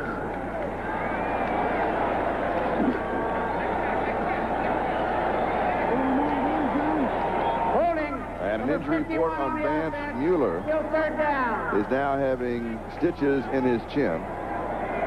And the penalty is announced against Los Angeles. And that takes the Raiders momentarily down to 2 running backs, just Steve Smith and Steve Strahan. Mueller, though, with some stitches in his chin, probably will return. That was a call the Dolphins had to take, though. It was either going to be 4th and very short at about the 34-yard line, or now 3rd and long. And, of course, down 24-0, the Raiders would have gone for it. So really no choice on the part of the Dolphins. They had to take that holding penalty. 3rd down, 13. Fernandez, Lofton, Goff, and Brown, 4 wide receivers.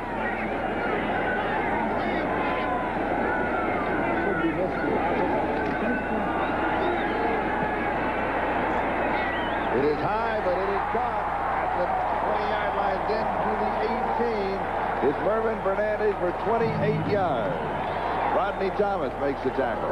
Jay Schrader is known as having that big, strong arm. He shows it here. This is an absolutely perfect pass. He has to get it into the zone and over the outstretched arms of Don McNeil, number 28, coming in. Schrader, a big quarterback, strong arm. Now watch him, though. He decides to go for it. Don McNeil, number 28, just over the top.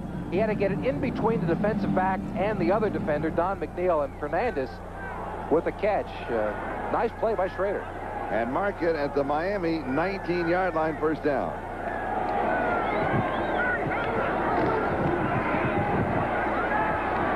Schrader all the time in the world, end zone, and he overthrows. Pass is incomplete. Willie Goff, the intended receiver. Hobley had the coverage. 2nd and 10. And Schrader just getting rid of it. Jerry Robinson of the Raiders has a full muscle in his back, and he will not be returning. Los Angeles down out about 35 players. They're down to quite a... I mean, they came in with 43. And let's see, who'd they lose? They lost Long. They lost Robinson.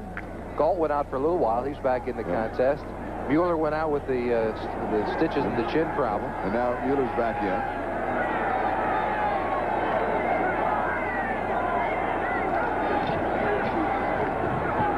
And Mueller the ball carrier.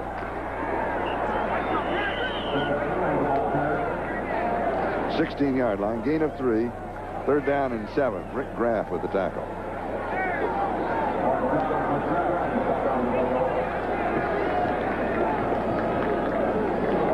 They got the 3 yards. We're moving on the 12-minute mark. Time remaining, 3rd quarter. Miami out in front of the Raiders 24-0. All 24 points coming in the 2nd quarter. Defense has allowed only 3 points in the 3rd quarter this season. If the Miami defense continues its shutout, it will be one of the most talked about units in the National Football League after the last 3 weeks of play. End zone, Lofton incomplete. Thompson had the coverage. The pass was there. He should have had the touchdown, and we've got a flag.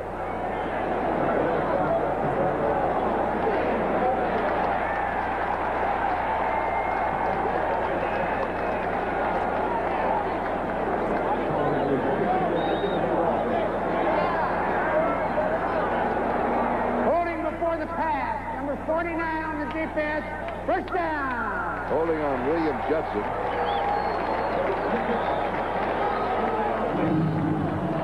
And that is James Lofton's 2nd drop of the game. If you remember earlier, he had a long gainer, the part of Schrader, a good throw that he dropped. And this time it was a touchdown in the corner of the end zone. And so the Dolphins' streak of 25 straight quarters without allowing a touchdown pass remains intact. 1st down at the 11.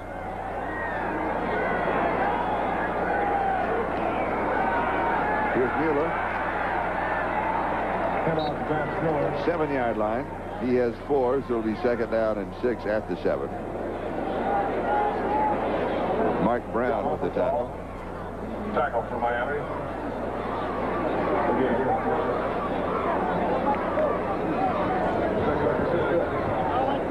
And the Raiders get into it. I mean, they'd still be down by 17 points if they're able to score here, but it changes the entire complexion of the game. The confidence level will rise for Schrader because he has been playing well. I thought the 2nd quarter he played well, and so far in the 3rd he's done his job.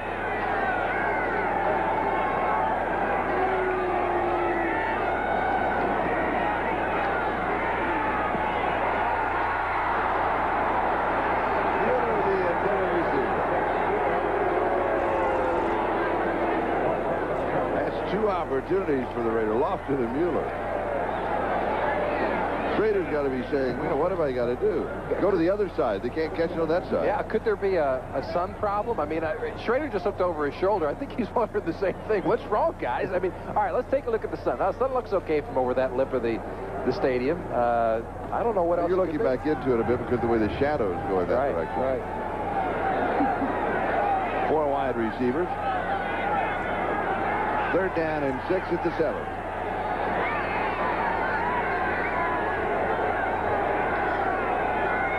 Little slim on 3rd down conversion. It's there if he runs for it. He throws touchdown.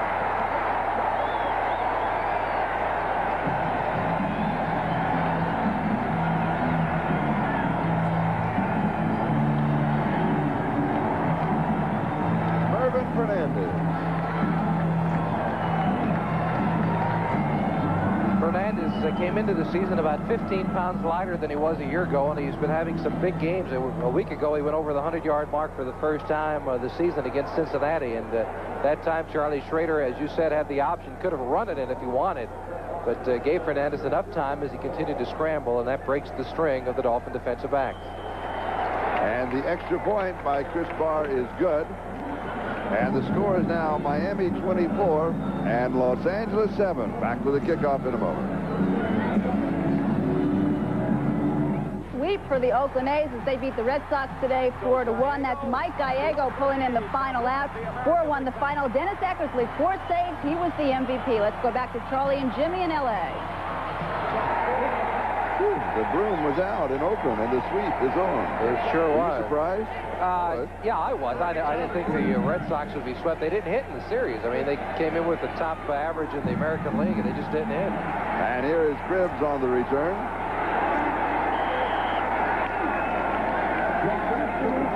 Let's go back to that Raider touchdown and take another look.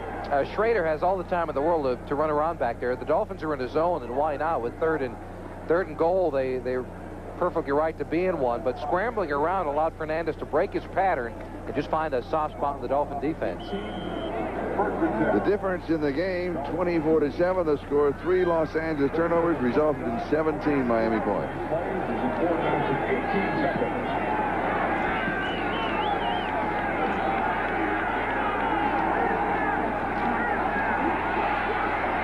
Stratford out to the 30-yard line. Gain of 12, first down. You start working on the clock in the third quarter with 10:20 left? Is that too soon? I think it's too soon. Seems that way. Yeah, especially when you got a quarterback like Marino. They've been throwing the short stuff very successfully. They want to work on the running game. The Dolphins have had 2 great struggles over the past 5 years. 1, establish a running attack, and 2, establish a defense. They seem to have one going in the right direction with their defense. Now the running attack with Stratford, they showed some spark, but this is a chance for them to work on it. However, I don't think they can abandon that short passing attack of Marino.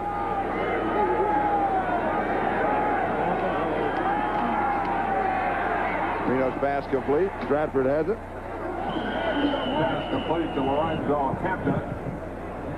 Or was that Hampton? That was.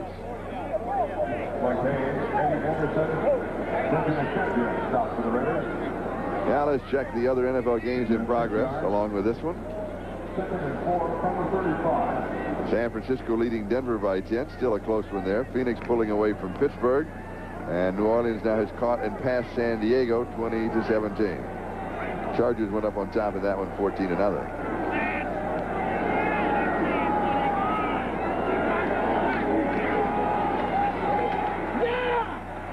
Stratford gets the call.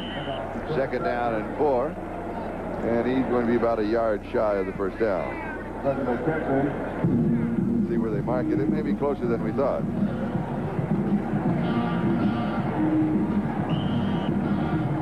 Close enough to take a measurement? Yes, they're going to bring the chains out. And Mark Duper is a name that continually seems to escape us this afternoon. Duper has not been involved in this offense at all. It's relied preliminarily, primarily, I get it out, on Stratford and on Mark Clayton. As you see, the Dolphins just about a half a football short. It'll be 3rd down and just that much for a first down. 3rd down and half a football? Just about. Clayton 6 for 86. And he takes over third spot on the Dolphin all-time pass receiving list, passing Mark Duper. They are neck and neck. They keep just going back and forth. Duper had 275 catches coming into today for third place. Clayton had 274 for fourth place.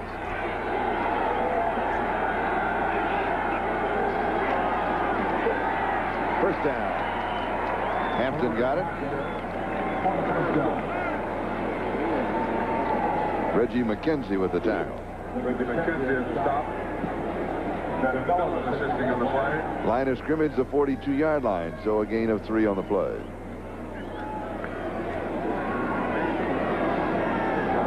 You questioned before what kind of an offense I think the Dolphins should run, Charlie. I think they stay with the running attack, the short passing game.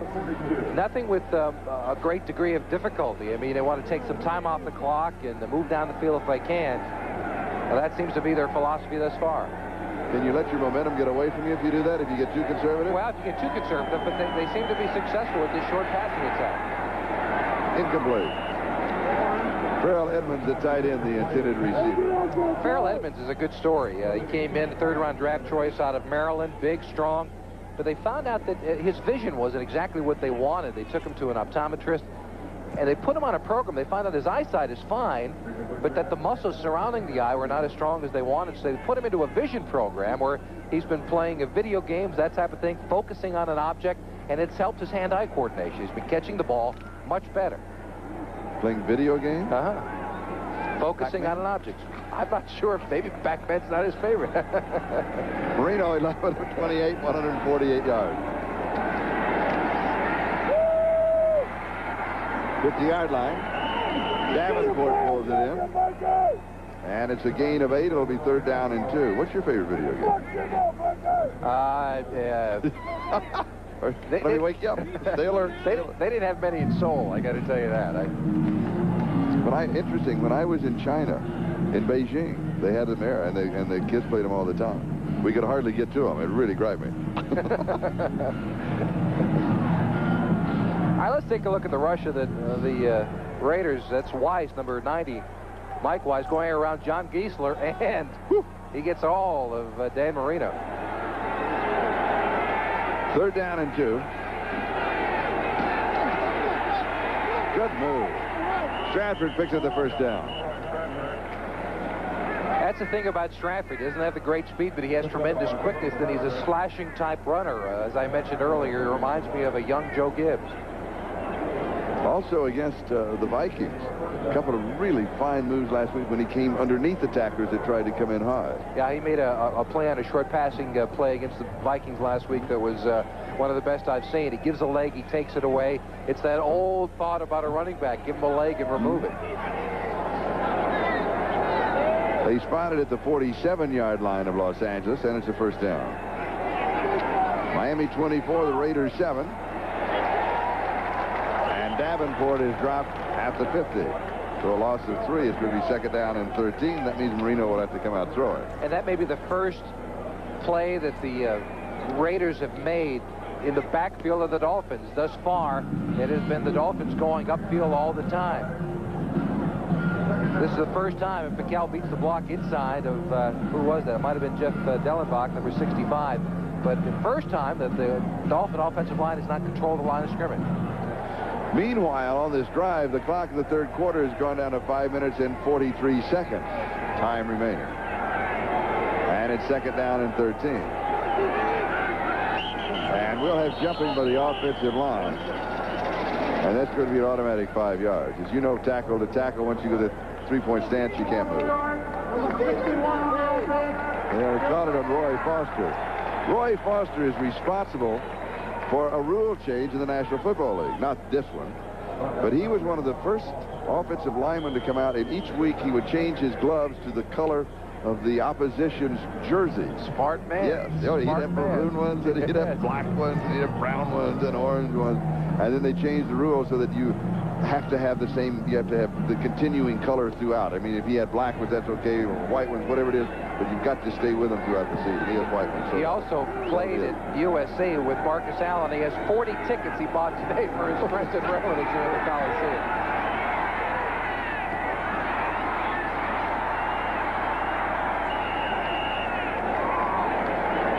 Fred Banks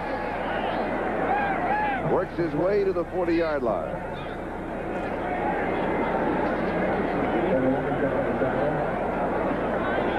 And that David Schul on the sideline trying to give a play to Fred Banks coming back in. Here's a look at it. A little bit of a rollout. This is to provide better protection for Marino. Just a short rollout. Banks with a good move on the sideline, working against Price again, number 38. Price getting a workout this afternoon. And, of course, this is the home field for the University of Southern California, and the campus just across the boulevard. Any important alums here in the stadium for USA, Charlie? Yes.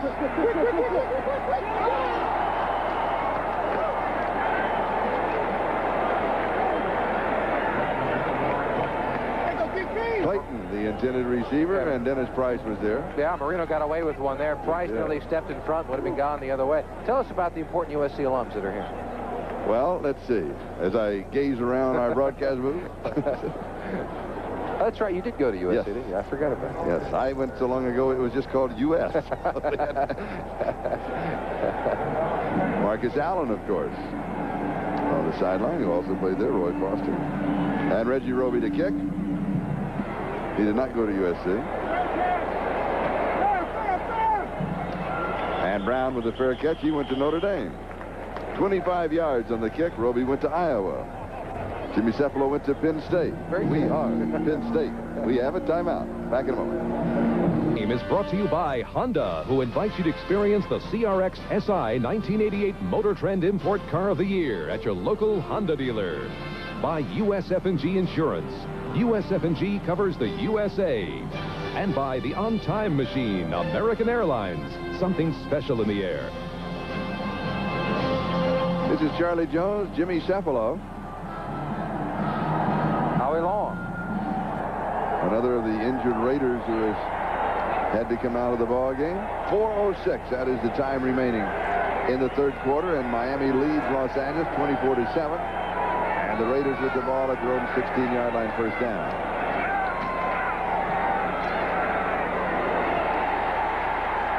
All alone is James Lofton. There wasn't anybody within 5 yards. He picks up 21 yards on the play. What happened? Well, Renee Thompson giving a lot of room over there on the corner. He's playing for the injured Paul Langford. And with a lead of 24-7, Thompson giving Lofton all the room he needs. Maybe a little bit too much. I got it. You're right, Charlie. A 21-yard gain. He's backing up to 26, 27 yards. You got to try to approach it a little tougher than that, because Lofton can just turn into that possession receiver and take those 18, 19-yard outs. Then move down the field, get another touchdown. It'll be a different football game. And he's still got some of that speed left that he was so famous for. And he comes in motion. And Vance Mueller goes up the middle. I don't understand that call. Mark Brown and Offerdahl make the tackle. When you're down like this, don't you just have to come out throwing? I think so. The Dolphins just took off, 7 or 8 minutes on the clock, even though they didn't get any points out of it. That's going to be their game plan, the short passing, the little running attack. So the Raiders have got to take advantage of every possession they get here in this third quarter. And that running is just not going to get it. Because if they can score on this drive, they're now within 10 with a whole quarter to go. Now the game changes as far as the complexion is concerned, 2nd and 6. And the crowd getting into it. Really first time that this crowd's been into the ballgame. Raider with time, then he has pressure, and that's a good pass. That is a good pass. Trey Junkin should have made that reception. You don't like it? No, I don't. I think it's too dangerous. I thought he was throwing it away. He looked over to the flat, and I thought Junkin was well covered. I think he just threw it out of bounds. I still think he should have caught it. I'm glad you weren't my receiver coach down there. I got to tell you that.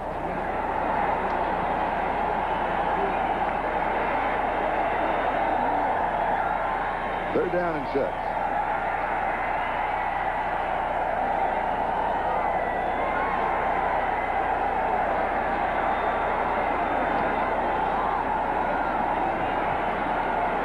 There it is.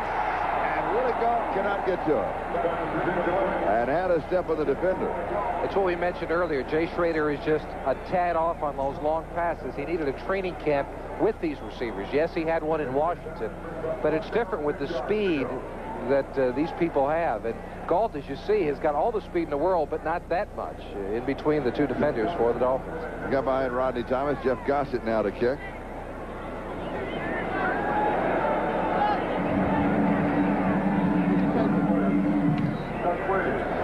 Oh, my. Ho, ho, ho. Into the end zone. 58 yards. Into the end zone. From the line of scrimmage. Oh, he nailed that one. We've got a timeout. It's Miami 24. The Raiders 7. We'll be back in just a moment. At the 20-yard line. 56 time remaining third quarter. Miami off at their own 20-yard line, first down. The objective now, of course, to take another 6 or 7 minutes off of the clock. Good defensive play. Stratford dropped for a loss by Lyndon King.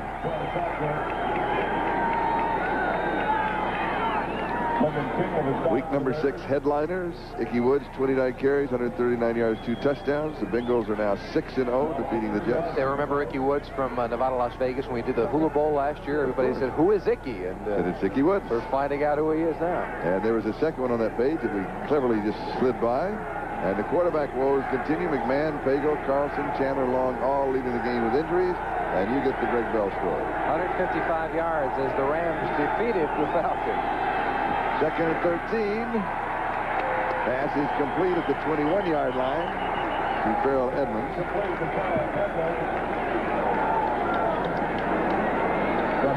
And Marino is still sitting down. And signal for a trainer to come in. Is that a cramp? I'm not sure.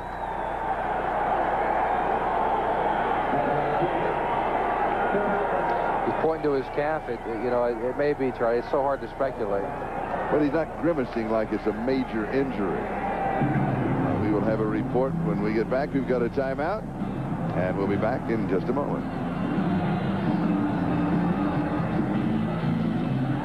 2 minutes is the time remaining in the third quarter. Miami up 24-7 over the Raiders, and from what we can best tell, it was just a leg cramp. Now, Jaworski will come in at least for one play. Otherwise, he'd have to be charged with a timeout. And that was the preliminary notice we received from the bench that it was just a leg cramp. I think all of Miami is holding its collective breath. He's just fine. But he wasn't grimacing like it was, and that foot gets locked out, and it's happened to a lot of people. And it's hard to get him out. Yeah, it's painful, too. It's not serious, obviously, but it's very painful. And it happens often in this kind of heat. We started this football game. It was 97 degrees. And so 104 degrees. 104, you're absolutely right. 97 during rehearsal. Right. It went up to 104, and you can imagine a lot of fluids being lost on the field. But it's a dry heat. The humidity is very low.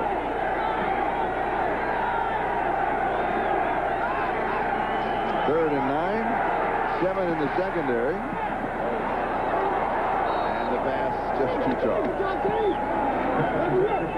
Brett Banks, the intended receiver. It'll be fourth down. And the kicking team will come in as Tim Brown will try for the second time to electrify the Raiders as we will check out San Francisco, Denver.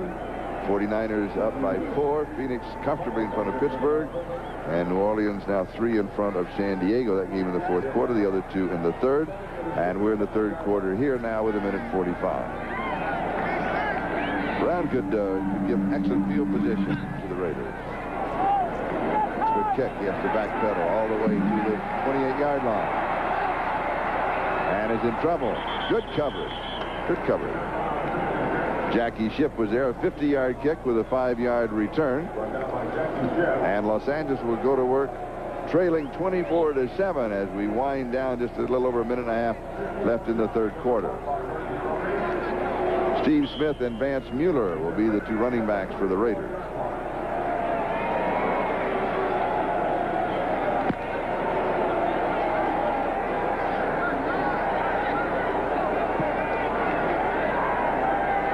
Report on Dan Marino, a bit of dehydration. They're going to ice down both of the calves.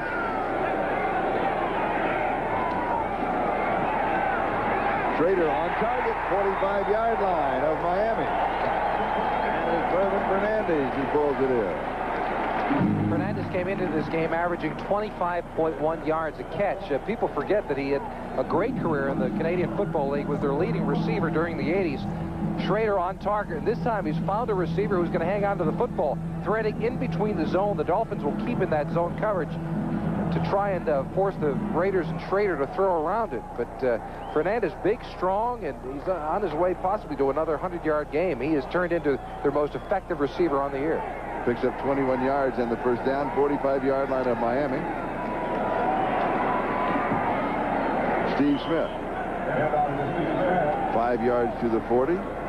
Second down and 5. And now for an update, let's go to New York and Gail Gardner. Gail?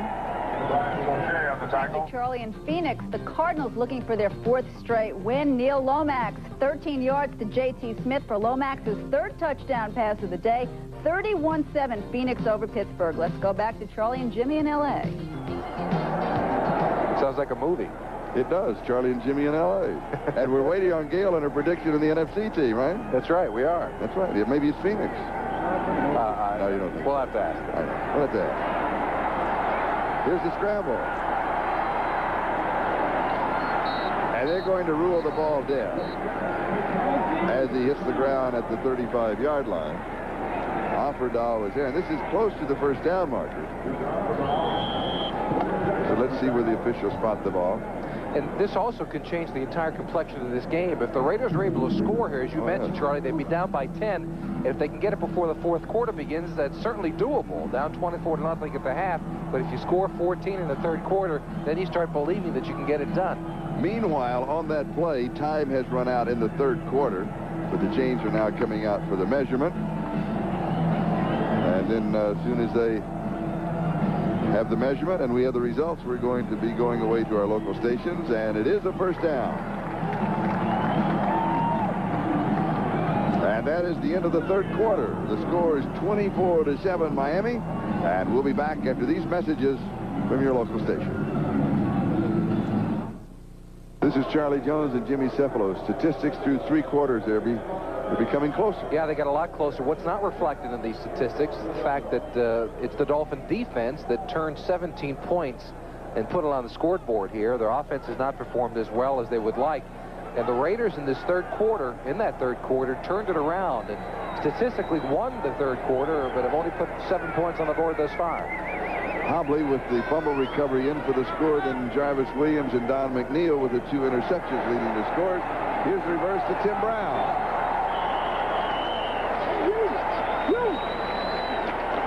Judson trips him up. I like this play. This is a Mike Shanahan innovation.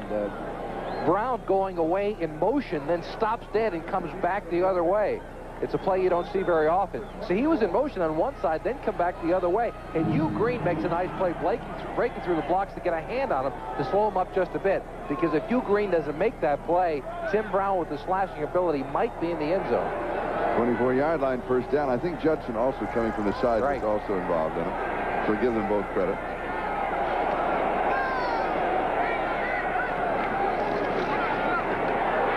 This time it is all Hugh Green. That is the first sack of the ball game for the Dolphins defense. They're 15th on the year. And the Dolphins had a few people coming that time. Jarvis Williams, number 26, was coming. There you see lined up on the corner. And Hugh Green also goes running over the tackle on the inside. That's 72 Don Mosbar, who fails to get it done. And Hugh Green, it seems like he's back in form. 2nd and 16, the ball out at the 30-yard line. 3 wide receivers, Goff, Brown, and Fernandez.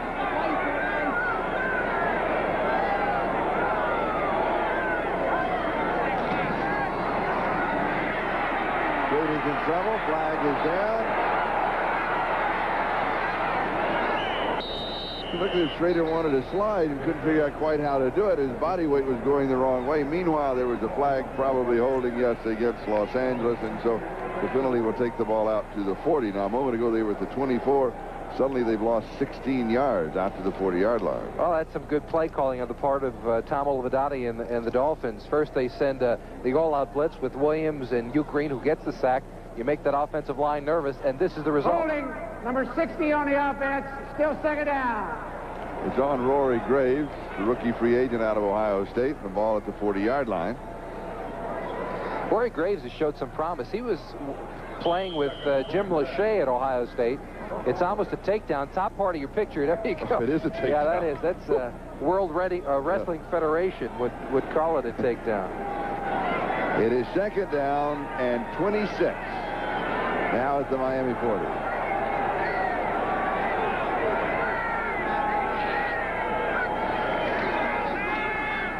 A little shuttle pass underneath to Brown. Didn't fool anybody.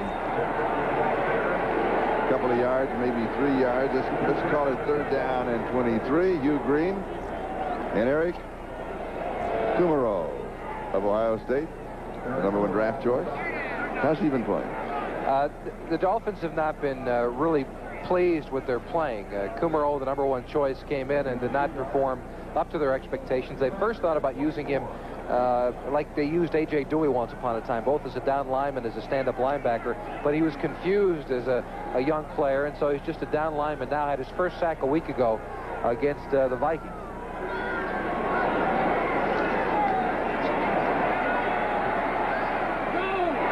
Gets a little delay out of the backfield at Steve Smith. He fumbles the ball and falls on it about the 28-yard line. He'll pick up 9. There's a flag on the play at the 31-yard line.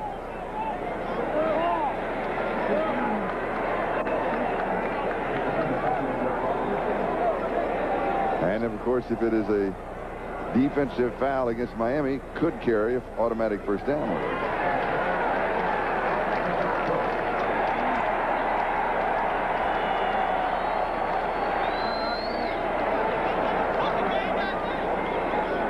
Quarterbacks always like to help out the officiating.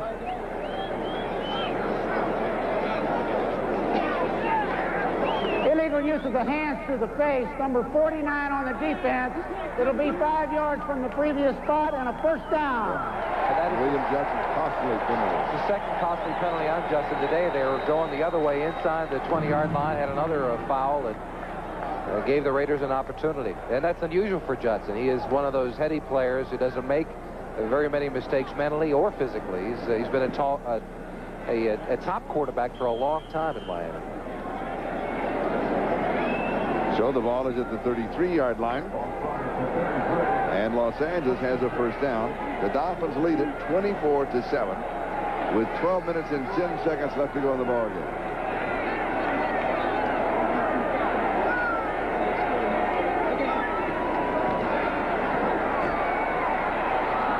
Incomplete. The pass was high. Fernandez was open.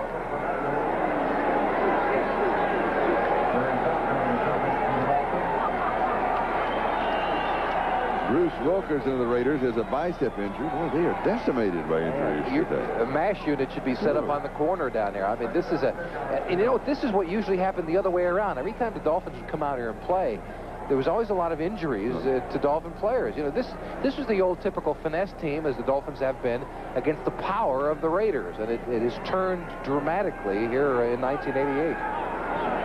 Second and 10. Numbers on straight at 13-27. And here's the draw. Steve Smith. 23. Can be close to the first down. Let's see where they spot it.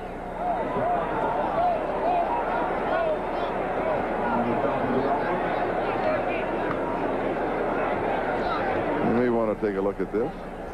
Yep. So an official's timeout. They'll bring the chains in for the measurement. 11 minutes, 34 seconds time remaining in the game. Miami 24, all of their points coming in the second quarter. And the Raiders picked up their 7 in the third. A couple of feet shy, foot and a half. So it'll be third down. Games in progress. San Francisco in front of Denver now 13-6. That's been a close ball game. Phoenix out in front of Pittsburgh, and New Orleans now has added 3 more, and they lead San Diego by 6. But San Diego apparently playing a better game than people expected against the Saints. All right, this is a perfect position for the Raiders to go play action fake in the pass downfield. Down by 17 points, you're thinking touchdown, not field goal, so you're going to go for it on fourth down anyway. They need to pick up a touchdown. They need to do it quickly. It's a perfect opportunity for them. And a formation that looks as if you're going to just run for it. And a quarterback sneak. Not very imaginative. No, it really isn't. I thought it, yeah. Yeah, it's a perfect situation. Yeah, I mean, that's the spot you want to do it in. Play action fake over the top. Go to one of your fast receivers or a Mueller who's got a great deal of speed for a big running back. But instead, they settle for simply picking up the first down. To the 22-yard line.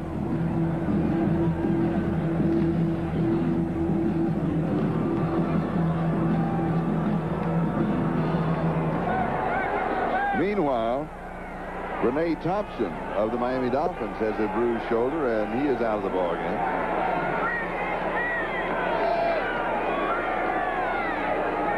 First down at the Miami 22. Almost as if he wanted to set up a screen. And the pass is complete. Trey Junkin pulled it in. Mark Brown with the tackle. And how the Raiders are missing Todd Christensen for his ability as a possession receiver in this offense. He's the man that Schrader likes to go to. All Raider quarterbacks throughout the last few years love to go to him in this kind of a situation inside the 20-yard line. But he is out with an injured knee and will not be back maybe for a couple of weeks. And we're moving on the 10-minute mark, time remaining in the game. Schrader, end zone, incomplete. Fernandez, the intended receiver. Rodney Thomas had the coverage. It'll be 3rd down and 1. Back at the 13-yard line. Two problems there. Fernandez did not run a very good pattern. When you've got man-to-man coverage down there and you're going to throw that little fade pass, the one where they lob it to the corner of the end zone, you've got to make the defensive back move in one direction or another. If you just jog toward the end zone, it doesn't work. And the Raiders have scored 51 fourth-quarter points, most in the NFL. So this has been their big quarter. Schrader, 14 of 29, 168 yards. Similar situation now. The Raiders, 3rd and short, have 2 opportunities to go for this. Maybe the pass here.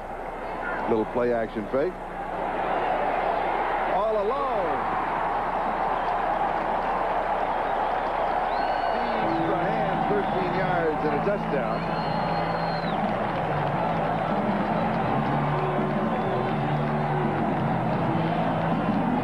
And the Raiders are getting closer. They certainly are. Here it is, the play-action fake. And it was a poor fake, but look at Strahan, the right part of your screen. They go to the other side of the defense, and no one is over there whatsoever. You see Hobley, number 29, looking around. It seemed like he might have had that upper quadrant to cover, but did not. And the look away by the part of Schrader looking to the left side pulled Hobley, allowing Strahan to get into the corner. And Chris Barr adds the point after. So with 9:49 left, it's now Miami 24, Los Angeles 14. And by AT&T, the right choice. This is Charlie Jones, Jimmy Cephalo, as Chris Barr will kick off. Joe Cribbs and Jarvis Williams are the return men for Miami. And this one goes sailing through the end zone. We'll bring it out to the 20-yard line. Now, for Miami, you're now up by 10. At one time, you led at halftime. As a matter of fact, you led 24-0. You now lead 24-14. The Raiders have a little bit of a light going for them.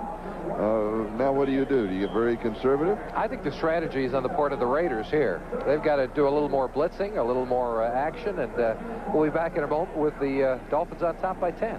And the rest of your answer.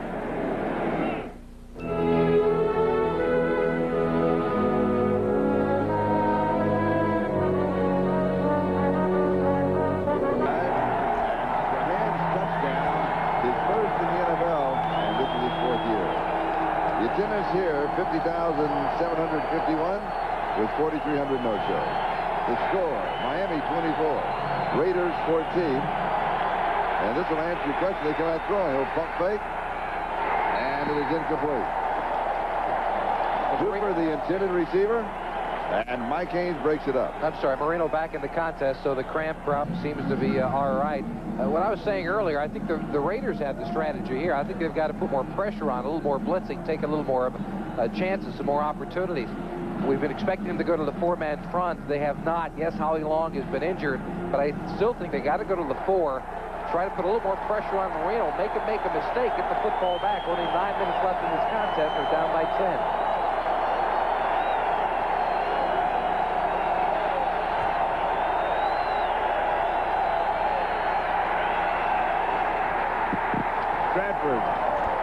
No gain. Reggie McKenzie brings him down. 3rd down and 10 at the 20-yard line. Now, one play separates the Raiders from the football. And pretty good field position if Brown gets any kind of a return on the punt.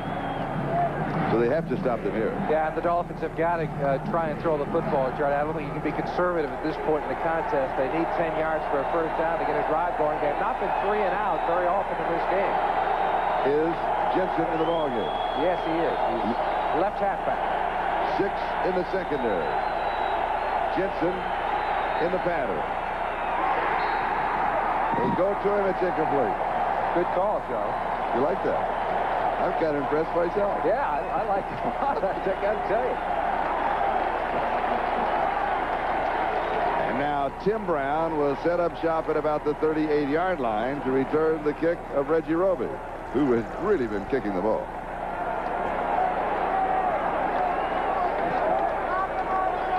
.2-yard average. His longest is 64. Check of the flags. Wind doesn't seem to be a major factor right now. Has pressure, gets a good one away. Brown at the 31, to the 35, to the 38, maybe the 39-yard line. 8 yards on the return, a 49-yard kick, and it was Jim Jensen who was downfield to bring him down. And Reggie Roby needed 5 punts today. As we take a look at the 10-minute ticker, I'll get. Yeah, let's go through these. Cincinnati, they remain undefeated. Seattle beats Cleveland. Buffalo continuing strong. They down Indianapolis. Houston by 1 over Kansas City. Green Bay big over New England. Patriots struggling. Chicago continues to win. Rams shut out Atlanta. Washington defeats Dallas, and Minnesota just edges Tampa Bay by 1 in the 4th quarter. San Francisco in front of Denver. Phoenix in front of Pittsburgh. And we'll come back to that San Diego score. But to those in a hurry.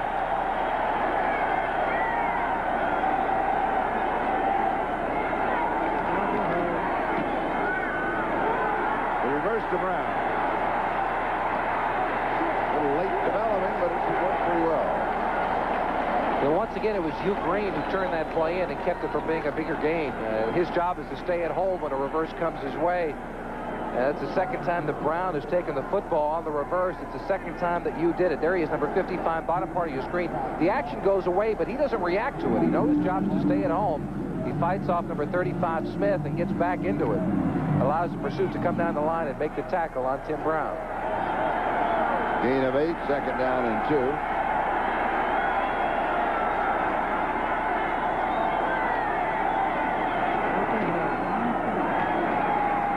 Down 46-yard line of Miami. Gain of 7. Steve Smith the ball carrier, so Shea with the tackle.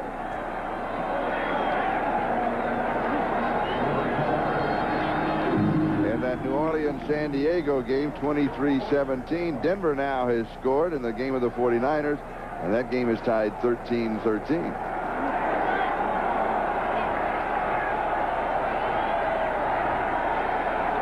Here are the scores: Miami 24 and the Raiders 14.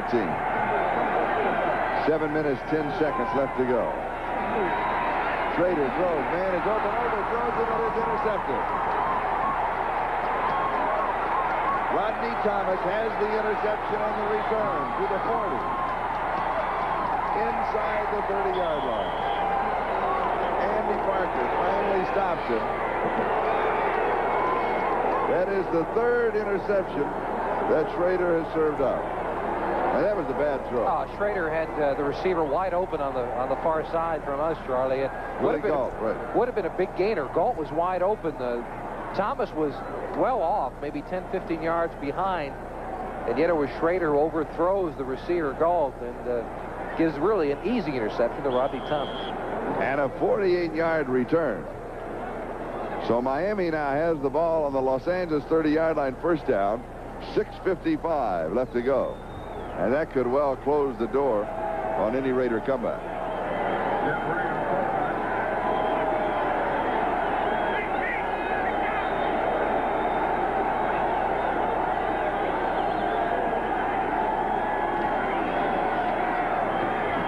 And Miami just continues to throw. Brian Kitchen, the tight end. That is their safe passing attack, though, Charlie. That quick slant by the wide receivers and the two tight ends go out into the flat. Marino throws it over and over again, and it is a high percentage pass. Like a long handoff? Right, like a long handoff. 6:50, second down and 10 at the 30-yard line. Plus, they've got to play this way. The Dolphins have to look at it that if they can get any points out of it at all, they really close the door completely on it. Next week, Miami home hosting San Diego. Here's Stratford. Raiders travel to Kansas City. Mike Haynes with the tackle.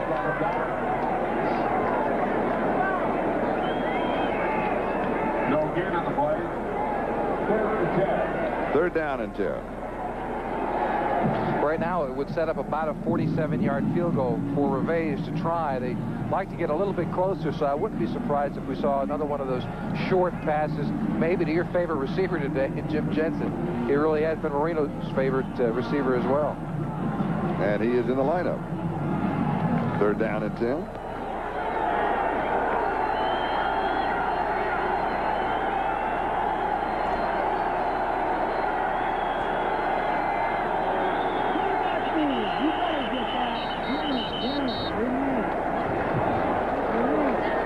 Meanwhile, I was watching Jensen. He was staying in the block that time.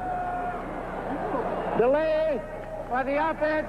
Still 3rd down. And that takes them out of field goal range, Charlie. That means a 52-yard field goal, and unless the Dolphins can come up with some yardage here, that's going to be a costly mistake for them. So take the ball back to the 35-yard line, and it's 3rd down and 15. And 5:55 time remaining in the game.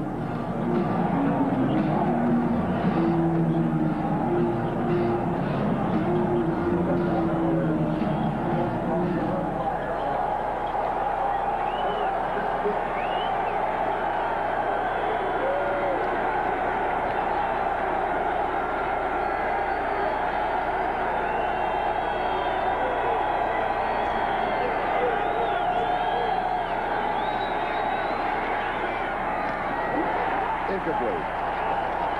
Good defensive play by Ron Fellows. Clayton, the intended receiver. It is now a final. New Orleans defeats San Diego. For another update, let's go to New York and Gail Gardner. Thank you, Charlie. At Candlestick, the Broncos with their first touchdown in 9+ quarters. John Elway, 8 yards to Vance Johnson, tying the score at 13. Let's go back to L.A. now, and Charlie and Jimmy. Thank you, Gail.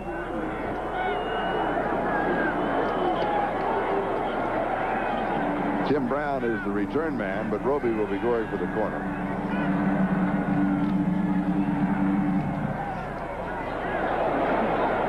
It's going to sail into the end zone. So with the touchback, we'll bring it out to the 20-yard line with 5 minutes and 12 seconds left to go. 35 yards on the kick. Miami leads it 24-14. This game is the property of the National Football League, the Los Angeles Raiders and Denver Broncos, all rights reserved. The telecast presented by authority of the National Football League, intended for the private use of our audience. Any rebroadcast, other use of this telecast without the express written consent of the Los Angeles Raiders and the National Football League is prohibited. The Raiders from the 20-yard line. Schrader's pass complete at the 26 to Vance Mueller. Hugh Green was there with the coverage. And it'll be second down and 4. And this should be a 2-minute offense on the part of the Raiders. Yes, there's 5 minutes left to go in this game, but down by 10 points. They've got to get this possession out of the way with some points or this contest is over.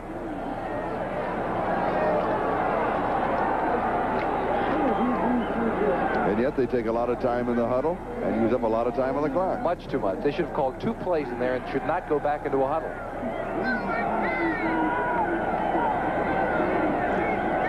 And again, using up even more time on the clock. It is complete at the 50-yard line. And now you've really got to hurry as Lofton pulls it in 24 yards. Rodney Thomas with the stop. First down at the 50.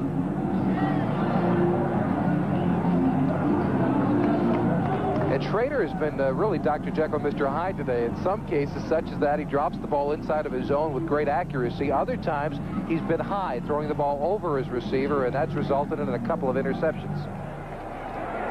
Meanwhile, 3 minutes and 50 seconds time remaining as the clock just continues on its inexorable march to 0-0. Schrader has a man, hits him. Is that Brown? Ball pops loose, comes back into his arm. They're going to rule it complete.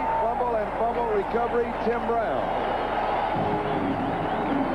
Judson was there for the defense, but Brown made a very good play. Program note: immediately following football coverage, we'll present the magical world of Disney in its entirety, except for the Mountain and Pacific time zone stations, where the program will be seen at its regular time. And Tim Brown had his arms going like, come on, let's get this thing going here. And is this a timeout? Or I think they're relooking. It's an official timeout. They're relooking that play to find out whether it indeed was a catch, a fumble, and a recovery by Brown, or an incomplete. By the replay official, the play stands. First down. 3:12 time remaining, and the ball at the 24-yard line. Gain of 26 yards and a first down. Here's a look at it. This is what the officials had watched. He's got 2 feet on the ground and a catch. That is a completion. The ball comes out, and of course Brown gets it back. No question about that call. Good play by the officials. First down. Incomplete. Had a very, very late flag coming in, Charlie. After the ball was incomplete, we're going to get a hold by the Raiders, but it was a really late flag. Mueller, the intended receiver. But the Raiders very slow, and it's now 3:02 left. I mean, they've thrown away a minute and a half at least. Oh, yeah, you're absolutely right. Holding, number 73 on the offense, still first down. On Charlie Hanna. The Raiders got this ball with about 5 minutes left in the game. Yeah. And they've had 2 big plays to go downfield and have wasted 2 minutes of the clock. There's now 3:02 remaining. Schrader, much too lackadaisical, and Tim Brown is the rookie out there saying, come on, guys, let's get this thing going. First and 20 with the ball back now at the 34-yard line. 2 touchdown passes, 4 interceptions. And we've got whistles and flags.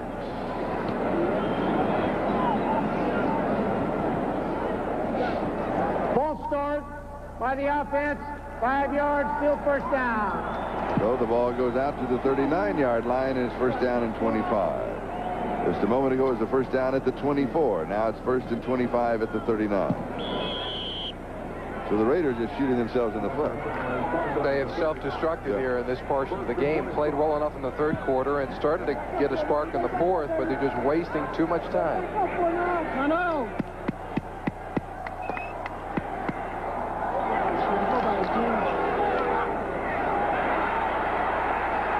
Schrader will be sacked at the 50. Kumaro got him, along with Sauché. Second sack for the Dolphins. And it's going to be, let's see where they're going to mark the ball. They're going to mark it at the 49. So it's going to be second down and 35. That's Kumaro working against Don Mosbar, number 72. Nice move by the rookie going around, and that's what the Dolphins drafted him for. They expected a lot of upfield rushing, a lot of sacks. He was a surprise choice out of Ohio State. But Kumaro, out of the last 2 weeks, has a sack in each game. And Los Angeles takes a timeout. They have 2 remaining. Miami has 3, and we've got 2 minutes and 53 seconds left to go in this ball game.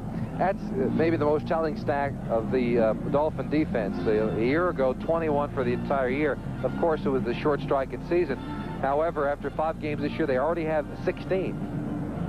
Chance for us to thank Dennis Mnuchin, our statistician, Dan Wallace and Chuck Panama, our spotters, Andy Apodaca, our scorer, Fran Bellini, our stage manager, Jimmy Cephalo, my color announcer. Sidekick, huh? Sidekick. That's what it's come down to. Hi, partner. My sole sidekick. You've had a lot of sidekicks in your career, haven't you? Yes, I have. How many, 50? In football. I've had 50 in football. That's just one of so many.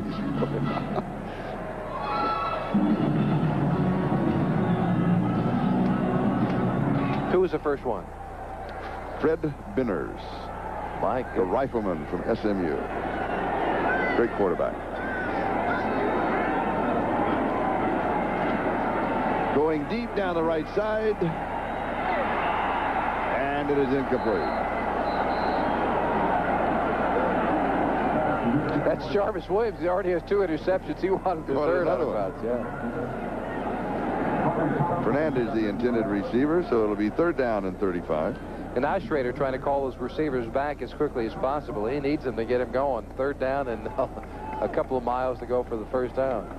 Jarvis Williams has played quite a game today. Yes, he has. Yes, he has. A couple of interceptions, big hits. He is the safety the Dolphins have been looking for a number of years. Rookie out of Florida, taking the 2nd round of the draft. And the offense looking better for Miami, but still not the dominating force that has been in the past. Right now, the defense is still carrying the ball club. 3rd down, 35. Sideline pass is complete. And that is James Lofton, I believe, that caught it. Yes, and Rodney Thomas had the coverage. 17 yards. So that'll cut it almost in half, and it'll be 4th down and 18. Steve Berline, number 7 on the sideline. Taking a look at that catch on the sideline. Well, now this is interesting. Chris Barr is coming in. Chris Barr is coming in. The margin is 10 points. For overtime, you need a touchdown and a field goal. They're going to go for the field goal here, onside kick, and then the touchdown. It's not a bad thought. I mean, as you say, Charlie, they've got to score twice out of the deal. They're close enough now with 4th and much long yardage. 50 yards away. And it's good. So Chris Barr hits from 50 yards out. And it's 24-17. Eagle formation. And only 6 men on the line. Oh, no. You're kidding me. Chris Barr doesn't have many 50 You have to have 7 men on the line. That's right. That's the rule. Exactly. Well, can he kick a 55-yarder?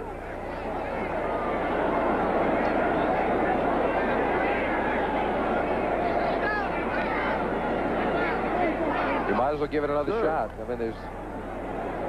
How was the distance? Distance was good. He had it by a few yards. Okay. Only 6 men on the line, which is an illegal formation. It's 5 yards, and it's still 4th down.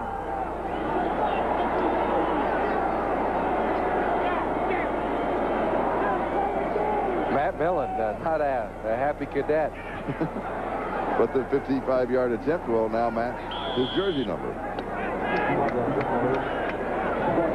We're reaching when we say those things, aren't we? Right for the 45-yard line. Gossett is holding. And a 55-yard attempt. And this one is blocked. And Miami will just stay away from it and let it roll dead at the 11-yard line.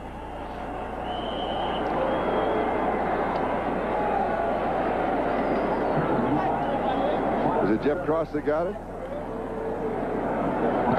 We believe it was Jeff Cross that got the block, but we're not 100% sure. And, of course, the field goal attempt that fails, you bring it back to the line of scrimmage if it's outside the 20-yard line. And it is, yes, Jeff Cross. The rookie from Missouri.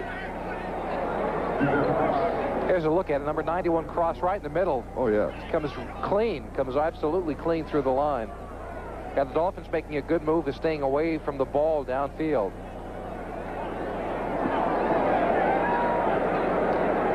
And the line of scrimmage, the 38-yard line. And a fumble on the snap.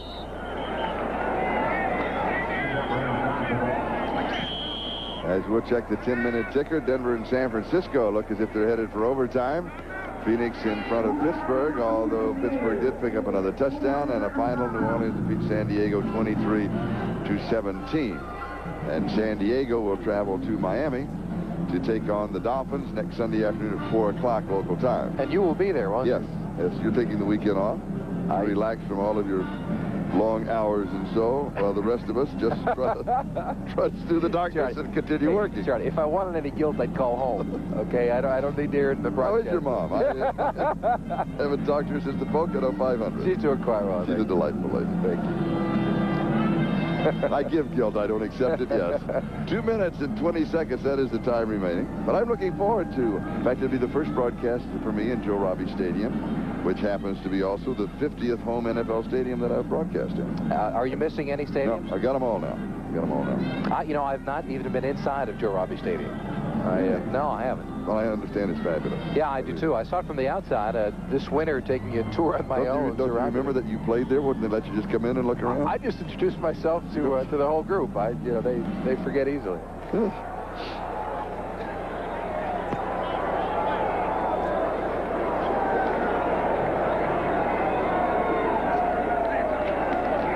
Second down. Davenport gets the call and a scramble for the football. That's Greg Townsend that's trying to pull it away. Greg Townsend was nearly close enough to take that handoff. He shot a gap and didn't get blocked by anyone. And the Raiders will stop the clock with a timeout. 2:14 left to go.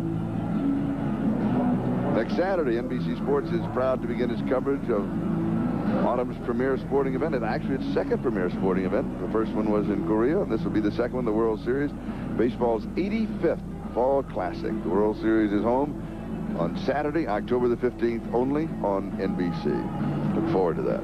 It's always I really enjoy the World Series.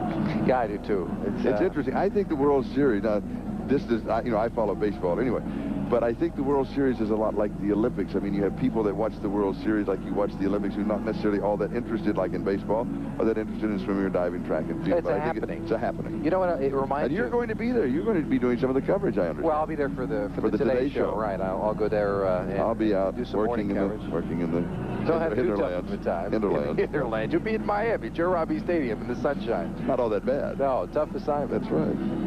Side of the Super Bowl, by the way, and yes, we, of course, which is also on NBC. You'll be there for the Super Bowl. I hope. Of course you will. Of course you will. I'll be in Palm Springs for the senior skins. You've got to be somewhere.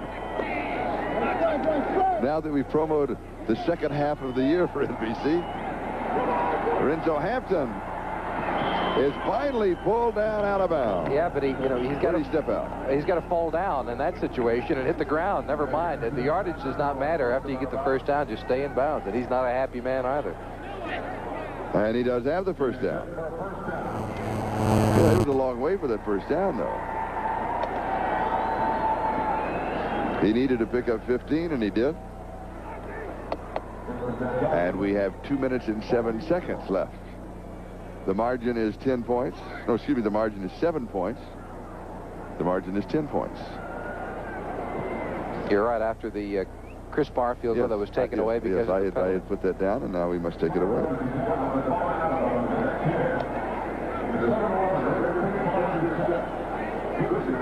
Has this been a strange ball game? I think so. It has been. The 24 points, all the scoring in the second quarter by the Dolphins. They've been shut out in the first, third, and fourth quarters. That's unusual. The Raiders were 7 in the third and 7 in the fourth, 24. Let me tell you something about coaching. Yesterday when I went to the Raider camp, Matt Millen and a couple of the players, they were lined up in the 4-3, and I asked about it later, and they said, well, it's kind of a surprise. We're going to play a lot of it tomorrow.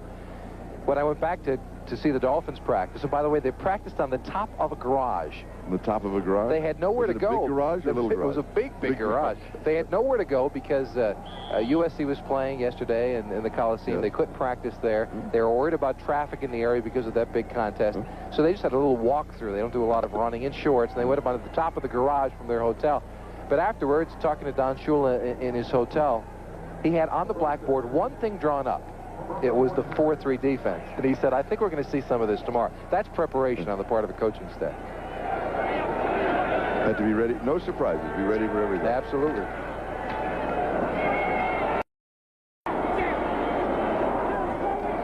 Matt Millen, not a happy cadet. But the 55-yard attempt will now match his jersey number. We're reaching when we say those things, aren't we? All right, for the 45-yard line, Gossett is holding, and a 55-yard attempt. And this one is blocked.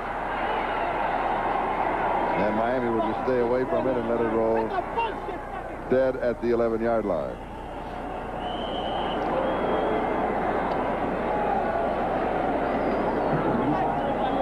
Was it Jeff Cross that got it? We believe it was Jeff Cross that got the block, but we're not 100% sure. And, of course, the field goal attempt that fails, you bring it back to the line of scrimmage if it's outside the 20-yard line. And it is, yes, Jeff Cross, the rookie from Missouri.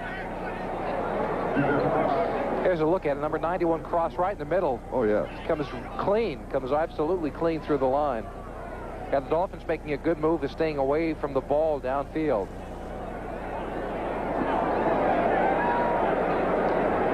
And the line of scrimmage, the 38-yard line. And a fumble on the snap.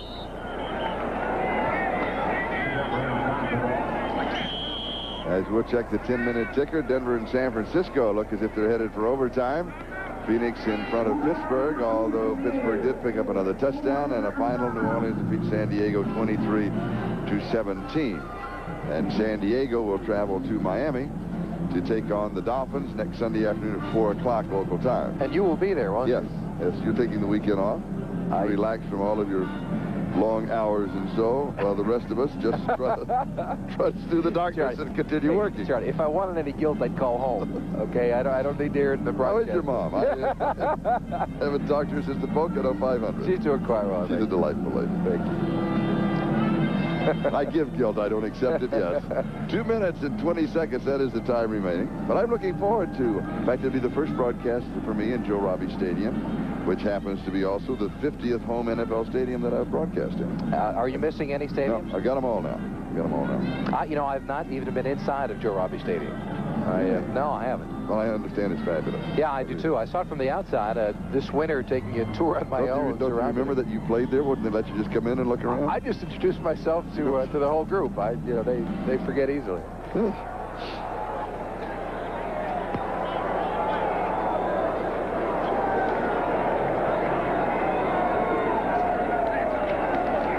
Second down. Davenport gets the call, and a scramble for the football. That's Greg Townsend that's trying to pull it away. Greg Townsend was nearly close enough to take that handoff. He shot a gap and didn't get blocked by anyone. And the Raiders will stop the clock with a timeout. 2:14 left to go. Next Saturday, NBC Sports is proud to begin its coverage of autumn's premier sporting event, and actually its second premier sporting event. The first one was in Korea, and this will be the second one, the World Series. Baseball's 85th Fall Classic. The World Series is home on Saturday, October the 15th, only on NBC. Look forward to that. It's always I really enjoy the World Series. Yeah, I do too. It's interesting. I think the World Series, now, this is, I follow baseball anyway. But I think the World Series is a lot like the Olympics. I mean, you have people that watch the World Series like you watch the Olympics who are not necessarily all that interested, like in baseball, or that interested in swimming or diving, track and field. It's a happening. It's a happening. You know what? It reminds And me. you're going to be there. You're going to be doing some of the coverage, I understand. Well, I'll be there for the Today Show. Right. I'll go there. And I'll be out do some working in the Don't have too tough hinterlands. of a time. Hinterlands. Hinterlands. You'll be in Miami, Joe Robbie Stadium in the sunshine. It's not all that bad. No, tough assignment. That's right. Side of the Super Bowl, by the way, and yes, we, of course, which is also on NBC. You'll be there for the Super Bowl. I hope. Of course you will. Of course you will. I'll be in Palm Springs for the Senior Skins. You've got to be somewhere. Now that we've promoted the second half of the year for NBC, Lorenzo Hampton is finally pulled down out of bounds. Yeah, but he's got to step out. He's got to fall down in that situation and hit the ground. Never mind. The yardage does not matter after you get the first down. Just stay in bounds. And he's not a happy man either. And he does have the first down.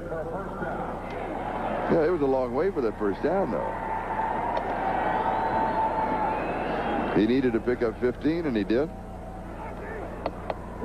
And we have 2 minutes and 7 seconds left. The margin is 10 points. No, excuse me, the margin is 7 points.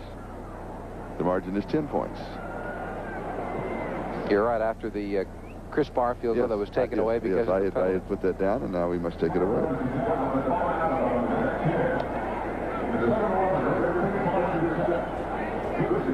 Has this been a strange ball game? I think so. It has been. The 24 points, all the scoring in the second quarter by the Dolphins. They've been shut out in the first, third, and fourth quarters. That's unusual. The Raiders were 7 in the third and 7 in the fourth, 24. Let me tell you something about coaching. Yesterday when I went to the Raider camp, Matt Millen and a couple of the players, they were lined up in the 4-3, and I asked about it later, and they said, well, it's kind of a surprise. We're going to play a lot of it tomorrow. When I went back to see the Dolphins practice, and by the way, they practiced on the top of a garage. On the top of a garage? They had nowhere to go. Was it a big garage or a little garage? It was a big garage. They had nowhere to go because USC was playing yesterday in the Coliseum. They couldn't practice there. They were worried about traffic in the area because of that big contest. So they just had a little walkthrough. They don't do a lot of running in shorts, and they went up on the top of the garage from their hotel. But afterwards, talking to Don Shula in his hotel, he had on the blackboard one thing drawn up. It was the 4-3 defense. And he said, I think we're going to see some of this tomorrow. That's preparation on the part of a coaching staff. Have to be ready. No surprises. Be ready for everything. Absolutely. Hampton.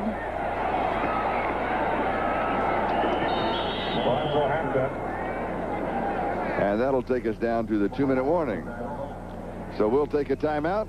Miami 24, Los Angeles 14. Back in a moment. Charlie Jones, Jimmy Cepolo, officially 1 minute and 59 seconds left to go. And a report card on the Miami Dolphins. Reno, 14 of 36, 175 yards. Stratford, 39 yards rushing. Clayton, 6 for 86. Jarvis Williams, 2 interceptions, 2 of the 4. Rodney Thomas has 1. Don McNeil also has 1. And now we're going to run the clock down as much as possible. As the Raiders are out of timeouts. And there's that big 45-second clock now as opposed to the 30. There's the Raider report card. Schrader with 4 interceptions on the day. That wipes out his 254 yards passing, certainly. Team rushing only 78 yards. They missed Marcus Allen, unable to play in this ball game.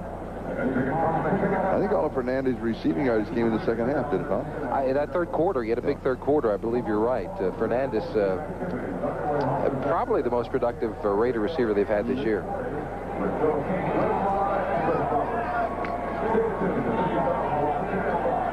And now you'll take the countdown and do it again.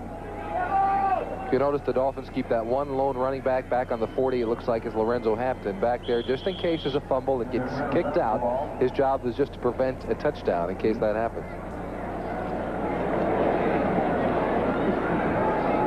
Before the game, we had a little fun. Don Shula down there talking to Matt Millen. The two of them joking quite a bit, have known each other for a long time.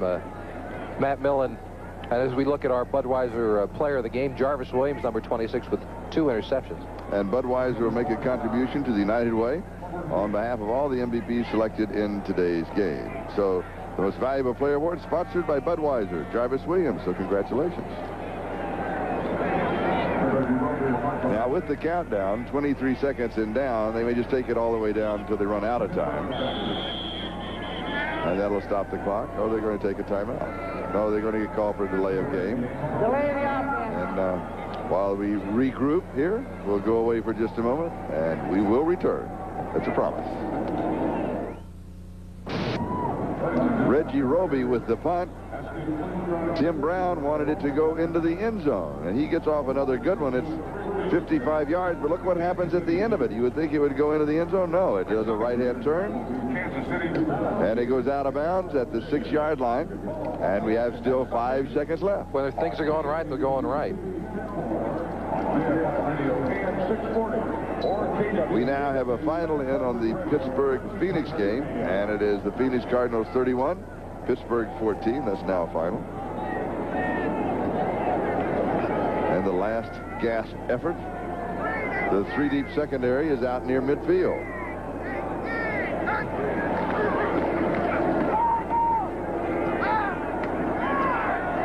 Here is Lofton. Slips one. And then is dropped by the next 2 tacklers. Out at the 36-yard line. And with that gain of 30 yards, this game officially comes to a close. The final is Miami 24, Los Angeles 14. We'll be back to the Coliseum in just a moment. He wins by 10. Their record now is 3-3. The Raiders' record is 2-4. San Francisco and Denver now in overtime. They're tied at 13. And you now have time to finish your story. Yeah, I started that story about Matt Millen and Don Shula, friends from before. But watch Matt Millen, the jokester. He went to Don Shula went to say hello. And Matt was like, oh, come on over here. We're going to have a little bit of fun. Don Shula a couple of years ago sent in a wide receiver to crack back on Matt Millen. And that's what he's telling him. We're going to do it again to you, Matt. Little good luck and fun by the Dolphins and the Raiders. Miami 24, Los Angeles 14. Miami, the defense carries them again. Yeah, if they carry them long enough for the offense to start playing well, they can become a force. Yeah, and you know, with all the talent the Dolphins have on offense with Marino, Duper, and Clayton and Stratford, they're going to come up to par. So the Dolphins should be pleased, and though they're just 3-3, they've got a defense that's starting to work. A particular reason the offense has not gotten on track? I really don't know. I wish I could point a finger at something, but I can't. They've got a lot of talent, and Al Davis is perplexed. And the Raiders continue to struggle. So long from the Coliseum.